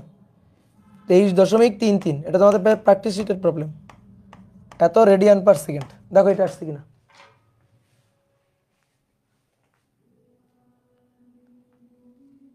আসছে?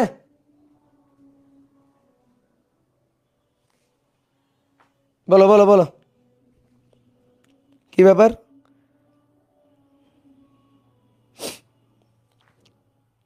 ওরা পারছে 18 দশমিক, ওদের 18.07 আসলো কেমনে? হাফ 5 0.20, সবই তো আমি ঠিকঠাক করছি। এই দেখো তো আমার হিসাবটা ঠিক আছে নাকি ভুল গেছে? ও হ্যাঁ, তাহলে আমার হিসাব ভুল গেছে, আমার হিসাব হয়তো ভুল গেছে 18.07। আচ্ছা তাহলে মেবি আমি হিসাবে ভুল করছি কোথাও। দেখো তো এই লাইন তো ঠিক আছে, 5 ইন্টু 9.8,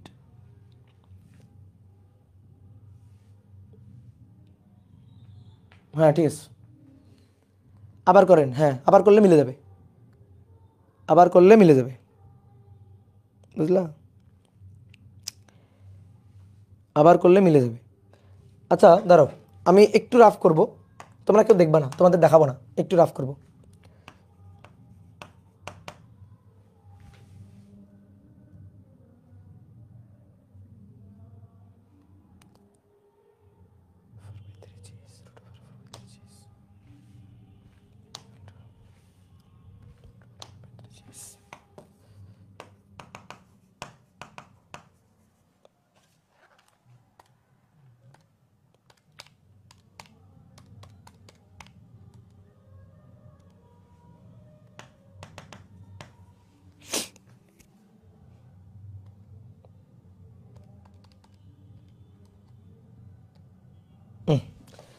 এই দেখো এই ম্যাথটা তো এইভাবে করছি, দেখো আরেকটা ভাবে করতে পারতাম, ঠিক আছে, আরেকটা ভাবে করতে পারতাম, সেটা হচ্ছে চাকতি না, এই চাকতির জন্য একটু আগে আমরা একটা ম্যাথ করে আসছি না, চাকতির জন্য, চাকতি যদি গড়ায় গড়ায় এখানে আসে তাহলে চাকতি কত বেগে আঘাত করবে বের করছি না, বলো,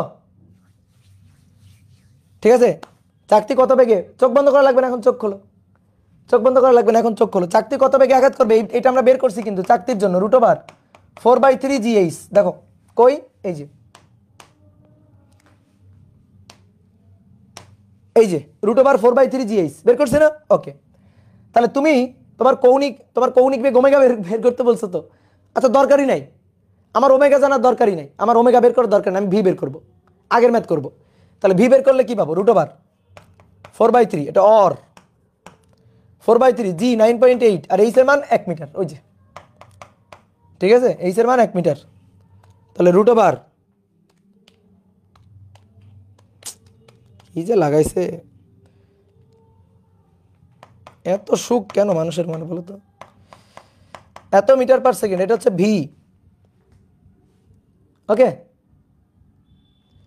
ঠিক আছে, এটা হচ্ছে ভি। এবার ভি ইকুয়াল টু ওমেগার, দেখো ভি ইকুয়াল টু ওমেগার, তাহলে ওমেগা ইকুয়াল টু ভি/আর, এভাবেও তো ওমেগা বের করা যায়, 3.6147 ডিভাইডেড বাই আর, আর এর মান কত, আর এর মান 0.20, তাহলে এইটা ভাগ 0.20,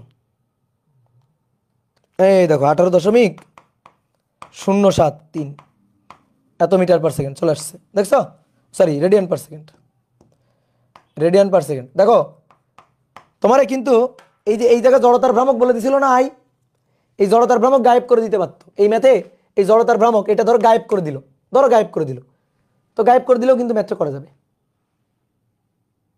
ঠিক আছে, জড়তার ভ্রামক দিলেও গায়েব, জড়তার ভ্রামক গায়েব করে দিলেও ম্যাথটা করা যাবে, এই যে এভাবে করে ফেলবো, বা এখানেও জড়তার ভ্রামক গায়েব করে দিলেও করা যায়, I ইকুয়াল টু চাকতি বলেই দিছে, তো চাকতি বলে দিলে চাকতি জড়তার ভ্রামকের যে সূত্র সেটা খাটাই ফেলবা, হ্যাঁ বুঝছি কি রাফ ছিল, হ্যাঁ এই তো, দ্বিতীয়টা আবার বুঝান, মাইর দিব, দ্বিতীয়টা আবার বুঝান কেন, এই পাগল, এই যে এখানে চাকতি ছিল না, এই যে চাকতি, তো চাকতির বেগ বের করছি না আমরা, চাকতির বেগ বের করছি কিনা, এটা সূত্র না, তো এই যে চাকতির বেগটা বের করব, এটা তো চাকতি নাকি, তোমার কৌণিক বেগ চাইছে চাক, সমস্যা নাই, আমি রৈখিক বেগ ভিটা বের করবো, এই যে ভি বের করব, এবার ভি ইকুয়াল টু ওমেগার, ভি ইকুয়াল টু ওমেগার, বুঝছো, কই পাগল কই, বুঝছো কিনা, নেট গেছিল, আচ্ছা বুঝছি, ক্লিয়ার,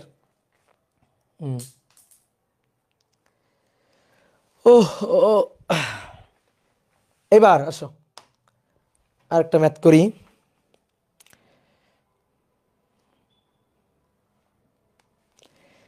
তোমাদের প্র্যাকটিস শিটেরই ম্যাথ, বিশাল কথাবার্তা লিখছে, 6, 7, m equal to 0.85 KG, 0.85 KG ভরের দুটি কণা ও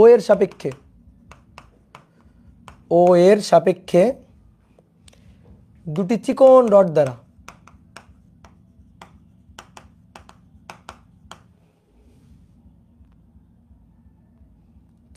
দ্বারা যুক্ত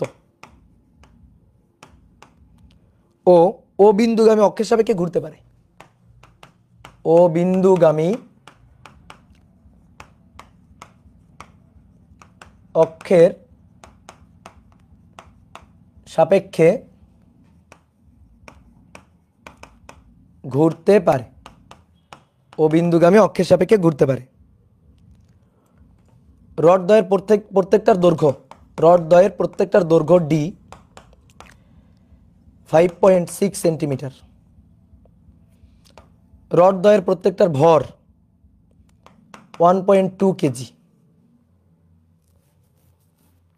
এই সম্পূর্ণ ব্যবস্থার কৌণিক বেগ 0.30 রেডিয়ান পার সেকেন্ড, ও এর সাপেক্ষে জড়তার ভ্রামক ও কৌণিক গতিশক্তি আর কি, ও এর সাপেক্ষে জড়তার ভ্রামক ও গতিশক্তি নির্ণয় করো। খুবই সহজ একটা কোশ্চেন, একটু চিত্রটা ভয়ানক কিন্তু কিছুই না আসলে। দেখো এইটা হচ্ছে ও বিন্দু, এই বিন্দুটা হচ্ছে ও বিন্দু। এবার এই ও বিন্দুর সাপেক্ষে ঘুরবে, তো ও বিন্দুতে এখানে দুইটা, এই যে এই একটা রড আর এই একটা রড, দুইটা রড দ্বারা, চিকন চিকন দুইটা রড দ্বারা দুইটা ভর বস্তু আছে, এই একটা ভর আর এই একটা ভর সংযুক্ত করা আছে। দুইটা চিকন চিকন রড দ্বারা দুইটা ভর সংযুক্ত করা আছে। এই ও এর সাপেক্ষে এইভাবে ঘুরতে পারে, ও এর চারপাশে এভাবে ঘুরতে পারে। কত কৌণিক বেগ নিয়ে? 0.30 রেডিয়ান পার সেকেন্ড, এই কৌণিক বেগ নিয়ে ঘুরতে পারে। তো এখন আমাদের বলছে এই সিস্টেমটার, এই যে ও বিন্দুর সাপেক্ষে, এই যে ও বিন্দু হচ্ছে ঘূর্ণন অক্ষ, ও বিন্দুর সাপেক্ষে এই সিস্টেমটার জড়তার ভ্রামক বের করো এবং ও বিন্দুর সাপেক্ষে এই সিস্টেমটার কৌণিক গতিশক্তি বের করো। জড়তার ভ্রামক এবং কৌণিক গতিশক্তি, ভাই সহজ জিনিস তো। জড়তার ভ্রামক বের করতে হবে, এটার জড়তার ভ্রামক বের করতে হবে। তাহলে এইটা যদি আমার অক্ষ হয়, তো আমি যদি এর জড়তার ভ্রামক বের করি, তাহলে এইটা একটা বিন্দু ভর, এইটা একটা বিন্দু ভর, এর জন্য জড়তার ভ্রামক I1, এর জন্য জড়তার ভ্রামক I2, আর পুরো লাঠিটার জড়তার ভ্রামক, পুরো লাঠির দৈর্ঘ্য কিন্তু এই পুরোটা, এইটা মিলে কিন্তু একটা লাঠি হয়ে গেছে। তাহলে তখন এটা ডি আর এটা ডি, মানে 2D। তাহলে লাঠিটার জন্য জড়তার ভ্রামক, লাঠিটার জন্য জড়তার ভ্রামক হচ্ছে I3। তাহলে আমি যদি টোটাল জড়তার ভ্রামক চাই, এই সিস্টেমটার টোটাল জড়তার ভ্রামক চাই, তাহলে এই বিন্দু ভরের জড়তার ভ্রামক I1, এই বিন্দু ভরের জড়তার ভ্রামক I2 এবং লাঠিটার জড়তার ভ্রামক I3।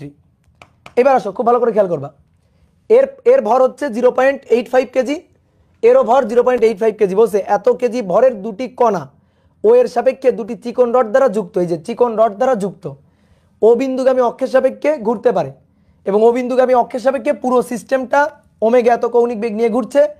লাঠি দুইটার দৈর্ঘ্য যথাক্রমে 5.6 সেন্টিমিটার, এই যেটা 5.6 সেন্টিমিটার, এইটাও 5.6 সেন্টিমিটার, ওকে 5.6 সেন্টিমিটার।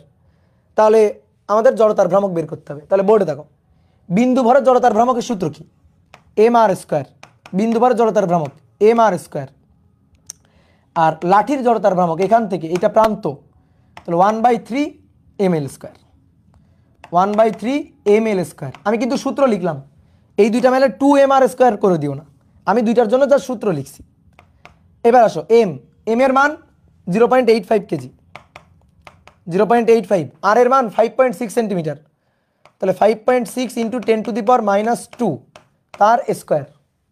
এর সাথে কিন্তু 2 গুণ করে দেওয়া যাবে না, এর সাথে 2 গুণ করে দেয়, কারণ এইটা আর এইটা একই না, আর আলাদা। কিন্তু আমি খালি সূত্র লিখছি, অনেকে বলতে ভাই আপনি আর কেন একই লিখছেন, আর একই লিখি না, আমি তার সূত্র লিখছি। এইবার আসো এর জন্য, এখান থেকে এই দূরত্বটা 5.6, তাহলে 0.85, তাহলে 5.6 যোগ 5.6 বা 2 দিয়ে গুণ করে দিতে পারো, 11.2 এত গুণ 10⁻², তার স্কোয়ার। 1/3 m লাঠির জন্য, এই লাঠিটা আর এই লাঠিটা মিলে দুইটা লাঠি, লাঠির ভর প্রত্যেকটার 1.2 কেজি, তাহলে 1.2 প্লাস 1.2 টোটাল ভর, তাহলে 1/3 m হয়ে গেল L²। L হচ্ছে 5.6, তাহলে 5.6 প্লাস 5.6 11.2 গুণ 10⁻², তার স্কোয়ার। শেষ। ভাই দুইটা যোগ করা কেন হইল? লাঠিটা তো এইটুকু একটা লাঠি, এইটুকু একটা লাঠি, দুইটা লাঠি না, তো দুইটা লাঠি মিলে তো একটা বড় লাঠি, দুইটা লাঠি মিলে একটা বড় লাঠি না। ধরো একটা কলম, এর সাথে আরো একটা কলম, তাহলে দুইটা কলম মিলে একটা বড় কলম না? বুঝলা? রড দুইটা তো আলাদা আলাদা, হ্যাঁ আলাদা আলাদা, কিন্তু এটা তো একটা কণা, জাস্ট একটা কণা, ছোট্ট একটা কণা, বুঝতে পারছো? এর ছোট্ট একটা কণা, এর তো ব্যাসার্ধটা সাথে দেওয়া নেই, তো এই কারণে দুটো লাঠি মিলে মানে এর দৈর্ঘ্য, এর যে ব্যাসটা এটা অতি নগণ্য, ঠিক আছে?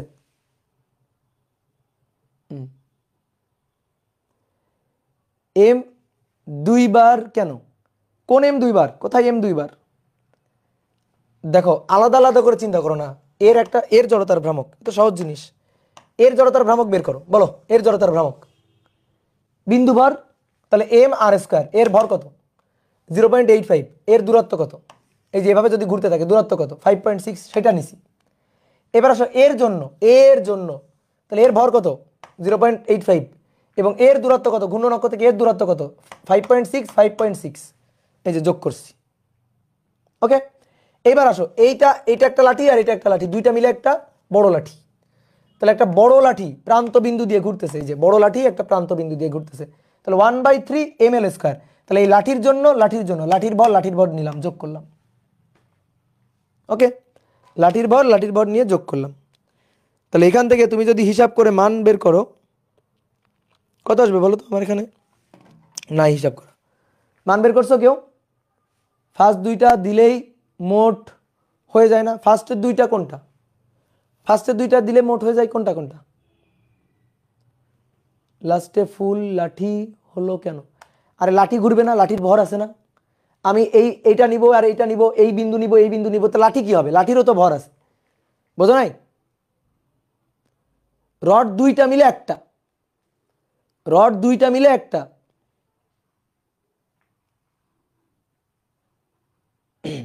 রড দুইটা তুমি আলাদা আলাদা করে হিসাব করবা, একই জিনিসই হবে। আলাদা আলাদা করে হিসাব করলে তোমার একই জিনিসই হবে। তাহলে রড দুইটা মিলে একটা হয়ে গেছে রড। তাহলে এখান থেকে জড়তার ভ্রামক কেউ একজন মান বলো। 0 পয়েন্ট, হুদাই ক্যাচার লাগাইছু, হ্যাঁ 0.02336, তাই না? 0.02336।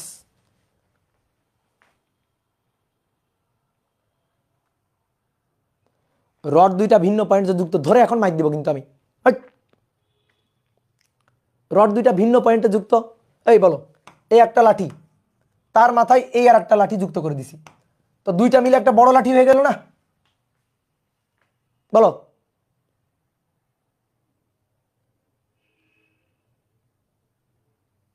দুইটা মিলে একটা বড় লাঠি হয়ে গেল না?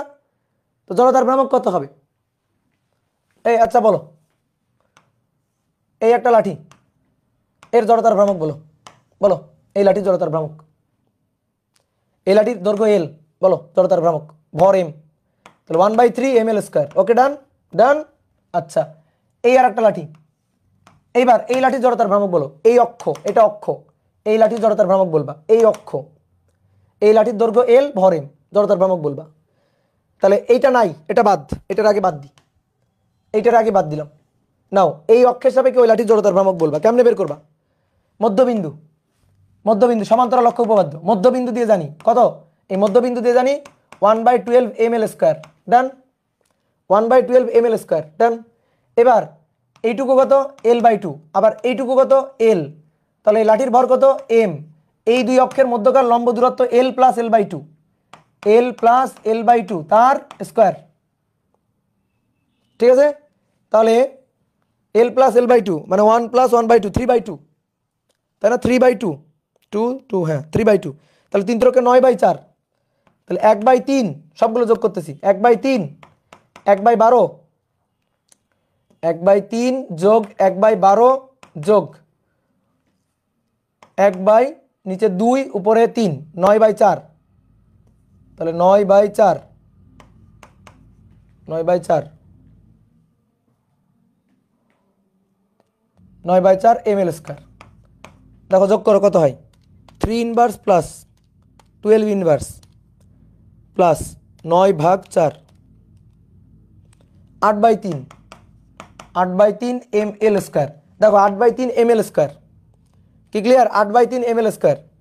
এইবার দেখি এটা আর এইটা, এটা এল, এটা এল, এটা হচ্ছে ঘূর্ণন অক্ষ, এটার ভর এম, এটার ভর এম। তাহলে দুইটা লাঠি মিলে একটা বড় লাঠি, দুইটা লাঠি মিলে একটা বড় লাঠি, দৈর্ঘ্য কত? 2l। দুইটা লাঠি মিলে একটা বড় লাঠি, ভর কত? 2m। তাহলে এটা হচ্ছে ঘূর্ণন অক্ষ, তাহলে 1/3 ml², m কত? 2m, l² কত? 2l²। দেখি কত আসে, আসো দেখি কত আসে। তাহলে 2 এর বর্গ 4, 4 দুগুণে 8, 8/3 ml²। বলো হয়েছে? বলো হয়েছে কিনা? কত? 8/3 ml²। ওকে, আমি একসাথে বড় লাঠি ধরে করছি, আবার আলাদা আলাদা করে করছি। প্রথমে এখানে একটা লাঠি নিয়ে করছিলাম, তারপরে আবার এই লাঠিটার জন্য করছি, করে বের করছি কত পাইছি? 8/3 ml²। তাই একই জিনিস না? এখন তোমার যদি ভালো লাগে এইভাবে করতে করো তুমি। আমি দুটো মিলে একটা বড় লাঠি বানাইছি, তোমার তো ভালো লাগে নাই, ঠিক আছে? তোমার তো ভালো লাগে নাই, তাই না? সহজটা করছি, ভালো লাগে নাই, তাহলে কঠিনটা করবা। সহজটা করছি, ভালো লাগে না, কঠিনটা করবা। এটা ভালো জিনিস শিখালাম কিন্তু, ঠিক আছে, কনফিউশন দূর করে দিলাম। তাহলে 0.02336 এটা কি ঠিক আছে সবার?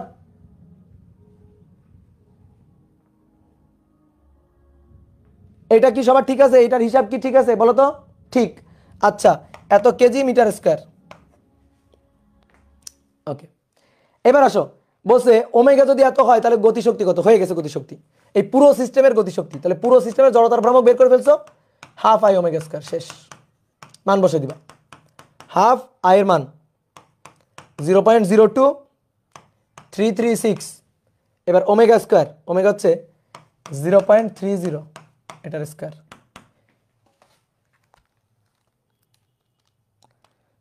0.5 ইন্টু 0.02336, 0.030 তার স্কয়ার। বুঝতে পেরেছ? 0.00105 এত জুল। এই এটা হচ্ছে শক্তি। ঠিক আছে, এইবার একটা সুন্দর ম্যাথ করব, কার্পেট। হ্যাঁ এই তো, এই যে একজন কমেন্ট করছে, এই করাবো দাঁড়া, করাবো রে করাবো। হ্যাঁ চলো, 8 নম্বর। এম ভরের একটি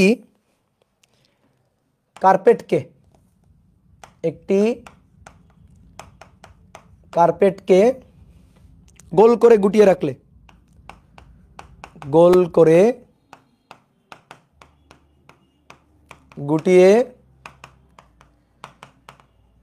রাখলে এটি আর ব্যাসার্ধের একটি চোঙ হয়। এটি চোঙ মানে সিলিন্ডার, আর ব্যাসার্ধের একটি চোঙ হয়। চোঙ মানে সিলিন্ডার। হ্যাঁ,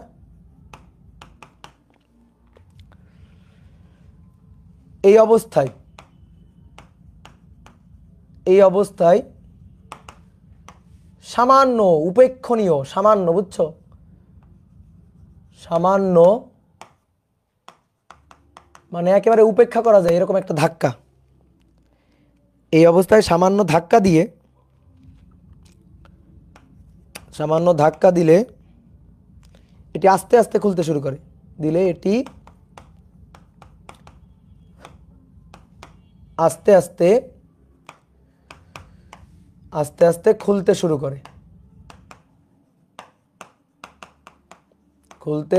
করে। চোঙের ব্যাসার্ধ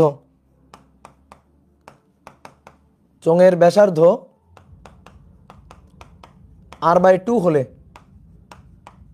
চোঙের ব্যাসার্ধ r/2 হলে তখন এর বেগ কত?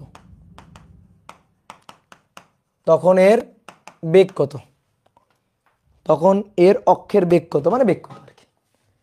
ঠিক আছে, এটা হচ্ছে সুন্দর একটা কোশ্চেন। শোনো, বাসায় কার্পেট আছে না? ধরো কার্পেট গোল করে রেখে দিছো, এরকম। ধরো, দেখো, এই যে দেখো একটা কার্পেট, এই কার্পেটটা এরকম গোল করে রেখে দেওয়া হয়েছে, এইভাবে। তাহলে এইভাবে রেখে দিলে এটা চোঙের মতো হয়েছে, একটা সিলিন্ডার। দেখো, একটা সিলিন্ডার, একটা চোঙ।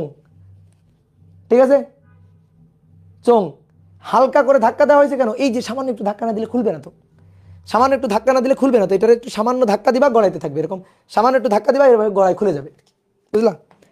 তো এরকম একটা চোঙ, তো এই চোঙটা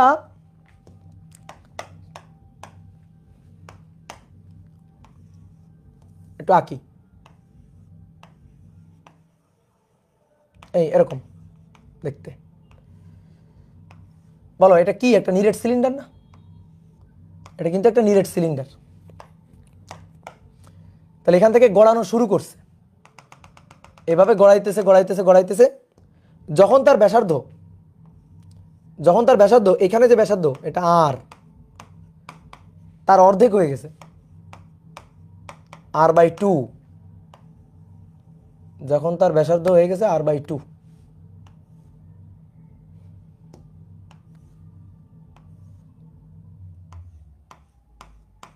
এই যে যখন গড়াইতে এই যে খুলে গেছে, এখানে খুলে পড়ে আছে, ধরো কিছুটা অংশ এই যে লেফটে আছে, এই যে ভূমিতে লেফটে আছে। তো গড়াইতে গড়াইতে যখন r/2 হয়ে গেছে তখন এর বেগ চাইছে, ভিটা চাইছে। আচ্ছা এর ভর তো m ছিল, পুরোটার ভর ছিল m। আচ্ছা এর ভর কি m হবে তুমি আমাকে বলো তো? মানে যতটুকু এখনো চোঙ আছে এইটুকু বাদ দাও, এইটুকু বাদ দাও, এইটুকু বাদ দিয়ে দাও, যতটুকু এখনো চোঙের মতো আছে মানে সিলিন্ডারের মতো আছে ওইটুকুর ভর কি আর পুরো m হবে? তো প্রশ্ন হচ্ছে ওইটুকুর ভর কত সেটা আমার একটু বের করে দাও, এইটুকুর ভর কত সেটা আমার বের করে দাও। ধরো এর হাইটটা হচ্ছে l, এর হাইটটা হচ্ছে মানে দৈর্ঘ্যটা হচ্ছে h/l। তাহলে আমরা দেখো তো এইটা বলতে পারি কিনা ঐকিক নিয়মে। এর আয়তন কত? সিলিন্ডার কিন্তু দেখো নিরেট সিলিন্ডার কিন্তু, তাহলে এর আয়তন হচ্ছে পাই r স্কয়ার, পাই বড় হাতের r স্কয়ার h মানে l আর কি, যেহেতু l ধরছি। তাহলে এর ভর হচ্ছে বড় হাতের m। তাহলে অতএব একক আয়তনের ভর হচ্ছে বড় হাতের m divided by pi r square l। অতএব এটার আয়তনের ভর, এটার আয়তন কত? এটার আয়তন হচ্ছে পাই r/2 স্কয়ার l। এই আয়তনের ভর হচ্ছে m পাই r স্কয়ার l গুণ পাই r স্কয়ার ডিভাইডেড বাই 2 দুগুণে 4 ইন্টু l। তাহলে এবার কাটাকাটি করো, আসো কাটাকাটি করো, পাই পাই কাটাকাটি, r স্কয়ার কাটাকাটি, l কাটাকাটি। তাহলে এটার ভর হচ্ছে বড় হাতের m ডিভাইডেড বাই 4। অর্থাৎ এর ভর যদি বড় হাতের m হয় এর ভরটুকু হচ্ছে বড় হাতের m ডিভাইডেড বাই 4। এটুকু সবাই বুঝছো কিনা বলো? এইটুকু সবাই বুঝছো কিনা? ভরটা বের করা, ঐকিক নিয়ম করে ভর বের করছি। এর আয়তন পাই r স্কয়ার l, তার ভর হচ্ছে বড় হাতের m। তাহলে এর আয়তন কত? পাই r/2 স্কয়ার ইন্টু l। তাহলে এর ভর কত হবে? ঐকিক নিয়ম করে বের করলাম। ঠিক আছে, ঐকিক নিয়ম করে বের করলাম। তখনও তো জিনিসটা কার্পেটই থাকবে, m এক না কেন, ওই যে আমি তোমার বললাম না এইটুকুর কথা বাদ দাও, এইটুকু তো চোঙ নেই। চোঙ যতটুকু আছে, ঠিক আছে, চোঙ যতটুকু আছে এইটুকু তো মেলে গেছে, ওইটুকু তো আর চোঙ নেই। তাহলে ওটুকু বাদ দিয়ে চোঙ যতটুকু আছে, সিলিন্ডার যতটুকু আছে ততটুকুর ভর। দেখো তো এইটুকু কি গড়াচ্ছে না তো, গড়াচ্ছে এইটা গড়াচ্ছে, গড়াইতে গড়াইতে সামনে যাচ্ছে, বেগ চেঞ্জ হচ্ছে। তাহলে যে অবস্থায় r/2 ব্যাসার্ধ সেই পয়েন্টে তার ভর কত সেটা বের করছি আমরা, বুঝতে পারছো? সেই পয়েন্টে তার ভরটা আমরা বের করছি। তো এইবার আমাদের কি লাগবে? এইবার আমাদের লাগবে এটা কি? এবার আমাদের বলতেছে এই পয়েন্টে আমাদের বেগটা দরকার, আমরা এই পয়েন্টে বেগটা বের করতে চাই। তাহলে আমরা শক্তির সংরক্ষণশীলতা নীতি খাটাবো, আসো বোর্ডে দেখো শক্তির সংরক্ষণশীলতা নীতি।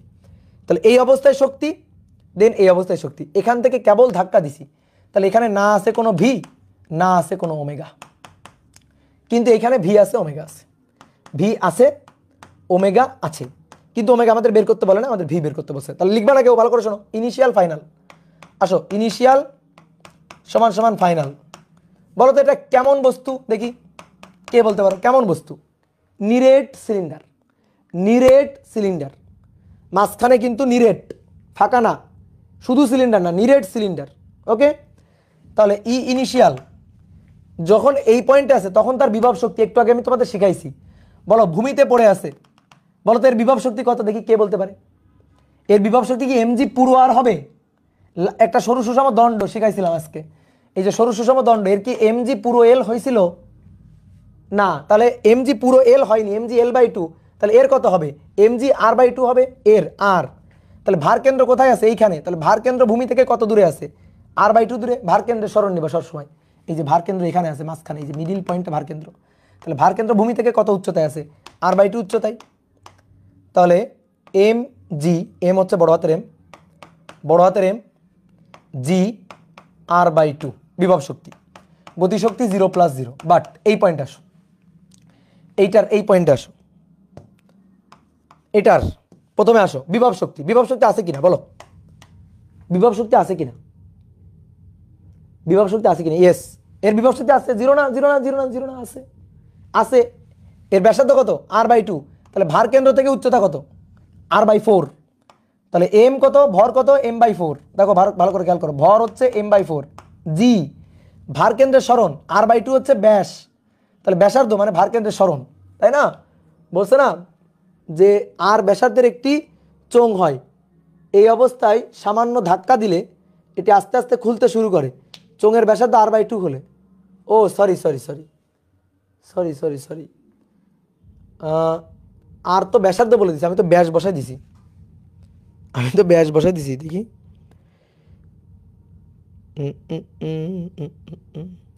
হ্যাঁ, আমি তো এখানে ব্যাস বসাই ফেলছি, একটু ভুল করে ফেলছি, এটা তো ব্যাসার্ধ, এখানে ছিল আর ব্যাসার্ধ, এখানে আর ছিল ব্যাসার্ধ, তাহলে এখানে হবে r/4, এখানে হবে r/4, সরি r/4 না, আরই হবে, এখানে হবে আর, ব্যাস থাকলে অর্ধেক নিতাম, সরি। এই যে এম জি ভার কেন্দ্রের উচ্চতা মানে ব্যাসার্ধ আর, ঠিক আছে, আর ঠিকই আছে, আরই হবে। হ্যাঁ, আমি ব্যাস ধরে ফেলছিলাম, তাহলে ব্যাস নিলে ব্যাসের অর্ধেক নিতাম, কিন্তু ব্যাস তো না, এটা তো ব্যাসার্ধ, এটা তো আমি খেয়াল করি নাই। এই যে আর ব্যাসার্ধের, আর তারপরে ব্যাসার্ধ r/2, আমি ব্যাস ভেবে নিছি, দেখো ব্যাস ধরে করতেছিলাম, তোমরা বলবা না যে ভাই আপনি ব্যাস ধরে করতেছেন, এটা ব্যাস ধরে তো করা যাবে না। তাহলে এবার এইটুকু কত, r/2, তাহলে ভার কেন্দ্রের সরণ এই যে r/2 হচ্ছে ভার কেন্দ্রের সরণ, তাহলে এখানে ভর হচ্ছে m/4 g, তাহলে এখান থেকে ভার কেন্দ্র পর্যন্ত দূরত্ব কত, r/2। এবার হাফ mv², তাহলে m এর মান m/4 v² plus half i ওমেগা², তাহলে এম, অনেকে বলতে ভাই এইটুকুর যে নিলেন না, ওইটুকুর তো 0 হয়ে গেছে, ওর বিভব শক্তিও 0, গতিশক্তিও 0 হয়ে গেছে, ঠিক আছে, এইটুকুর বিভব শক্তিও 0, গতিশক্তিও 0 হয়ে গেছে, মাটিতে মিশে গেছে, তো এই কারণে ওইটুকু আর নিলাম না। তাহলে এম জি আর এটার সমান সমান এখানে m/8 GR plus 1/8 mv² plus 1/2 i ওমেগা², i হচ্ছে সিলিন্ডার, 1/2 mr², 1/2 mr², তো এর ভর কত m/4, এর জন্য m/4, তাহলে i m/4 r², আর হচ্ছে r/2, কত ঝামেলা করছে। তাহলে হাফ m r²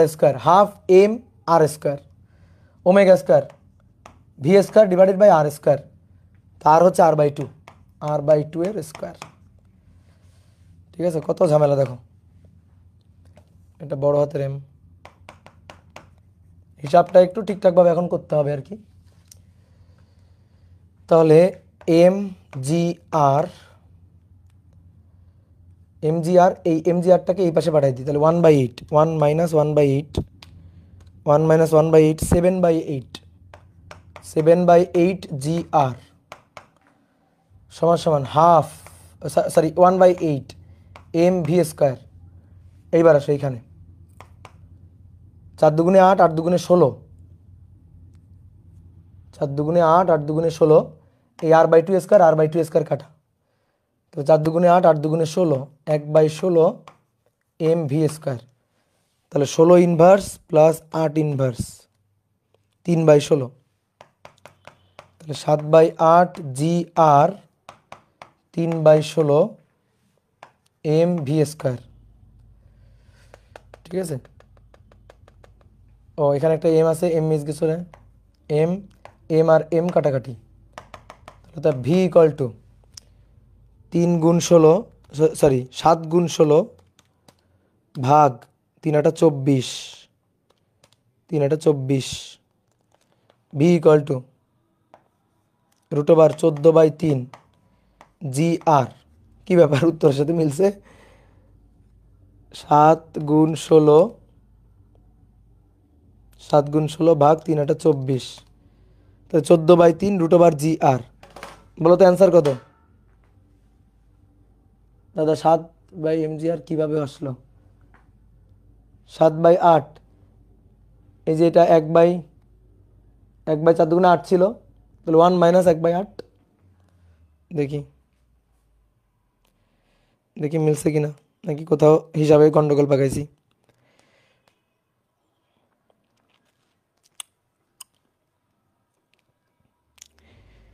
ধরো ধরো ধরো একটু দেখি।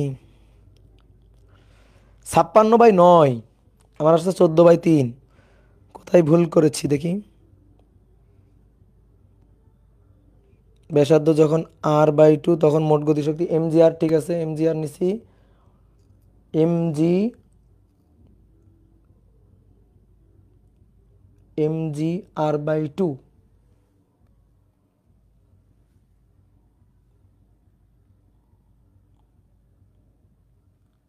mgr/2 m/4,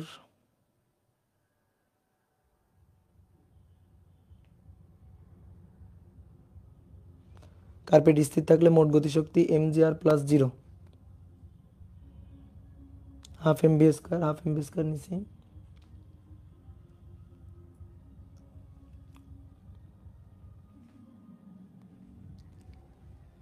অ্যান্সার শিটে ভুল থাকে অনেক, ম্যাথগুলোর হিসাবে গন্ডগোল হয়। 56/9, 56/9 কেন হবে? ওরা এখানে কি ভুল করছে কিনা দাঁড়াও একটু দেখে নি।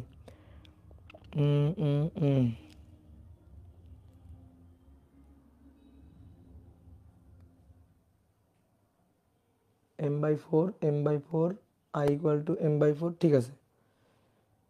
তাহলে হাফ mv², ওকে মানলাম, হাফ mv² মানলাম। আর এখানে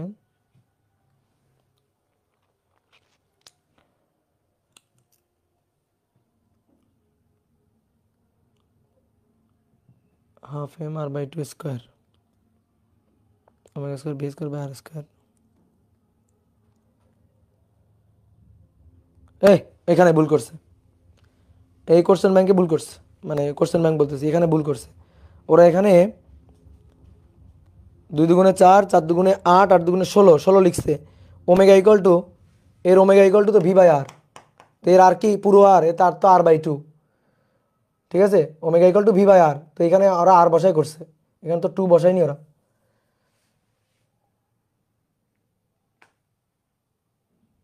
এই তো এই ঝামেলাটা করছে, ঠিক আছে, এরা ভুল করছে, ভুল করছে, ঠিক আছে, ভুল করছে, এটা ঠিক আছে। এটা হচ্ছে কত নম্বর ম্যাথ, কত নম্বর ম্যাথ গো?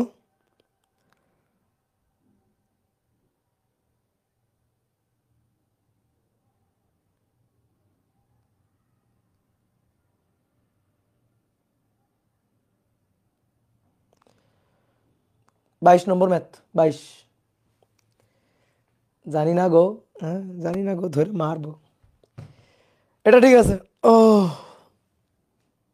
অনেকক্ষণ ক্লাস নিলাম ভাই, চ্যাপ্টার 9-এর আর্কাইভ চাই। এই একবার এত ক্লাস চাইতে হয়? আস্তে আস্তে ক্লাস দিচ্ছি, থামো।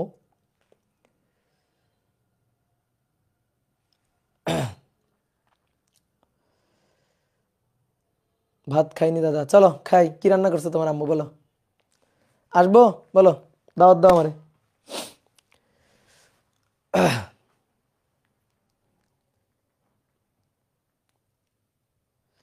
লিফটের ভিতর হেলানো তলের বস্তু গড়িয়ে দিলে কিভাবে করবা? লিফটের ভিতর হিসাব জি এর জায়গায় g+, g- করবা।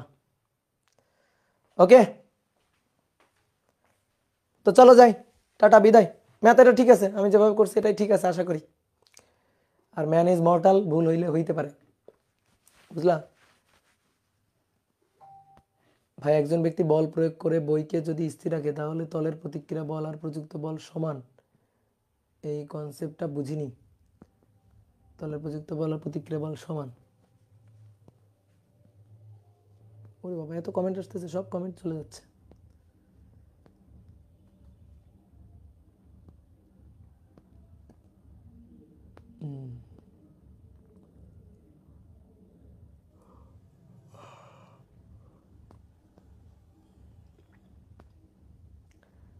পোলাপানের এত এত কথা, দেখো কমেন্টের ঠেলায় আমি থাকতেই পারতেছি না। এই গেলাম গা।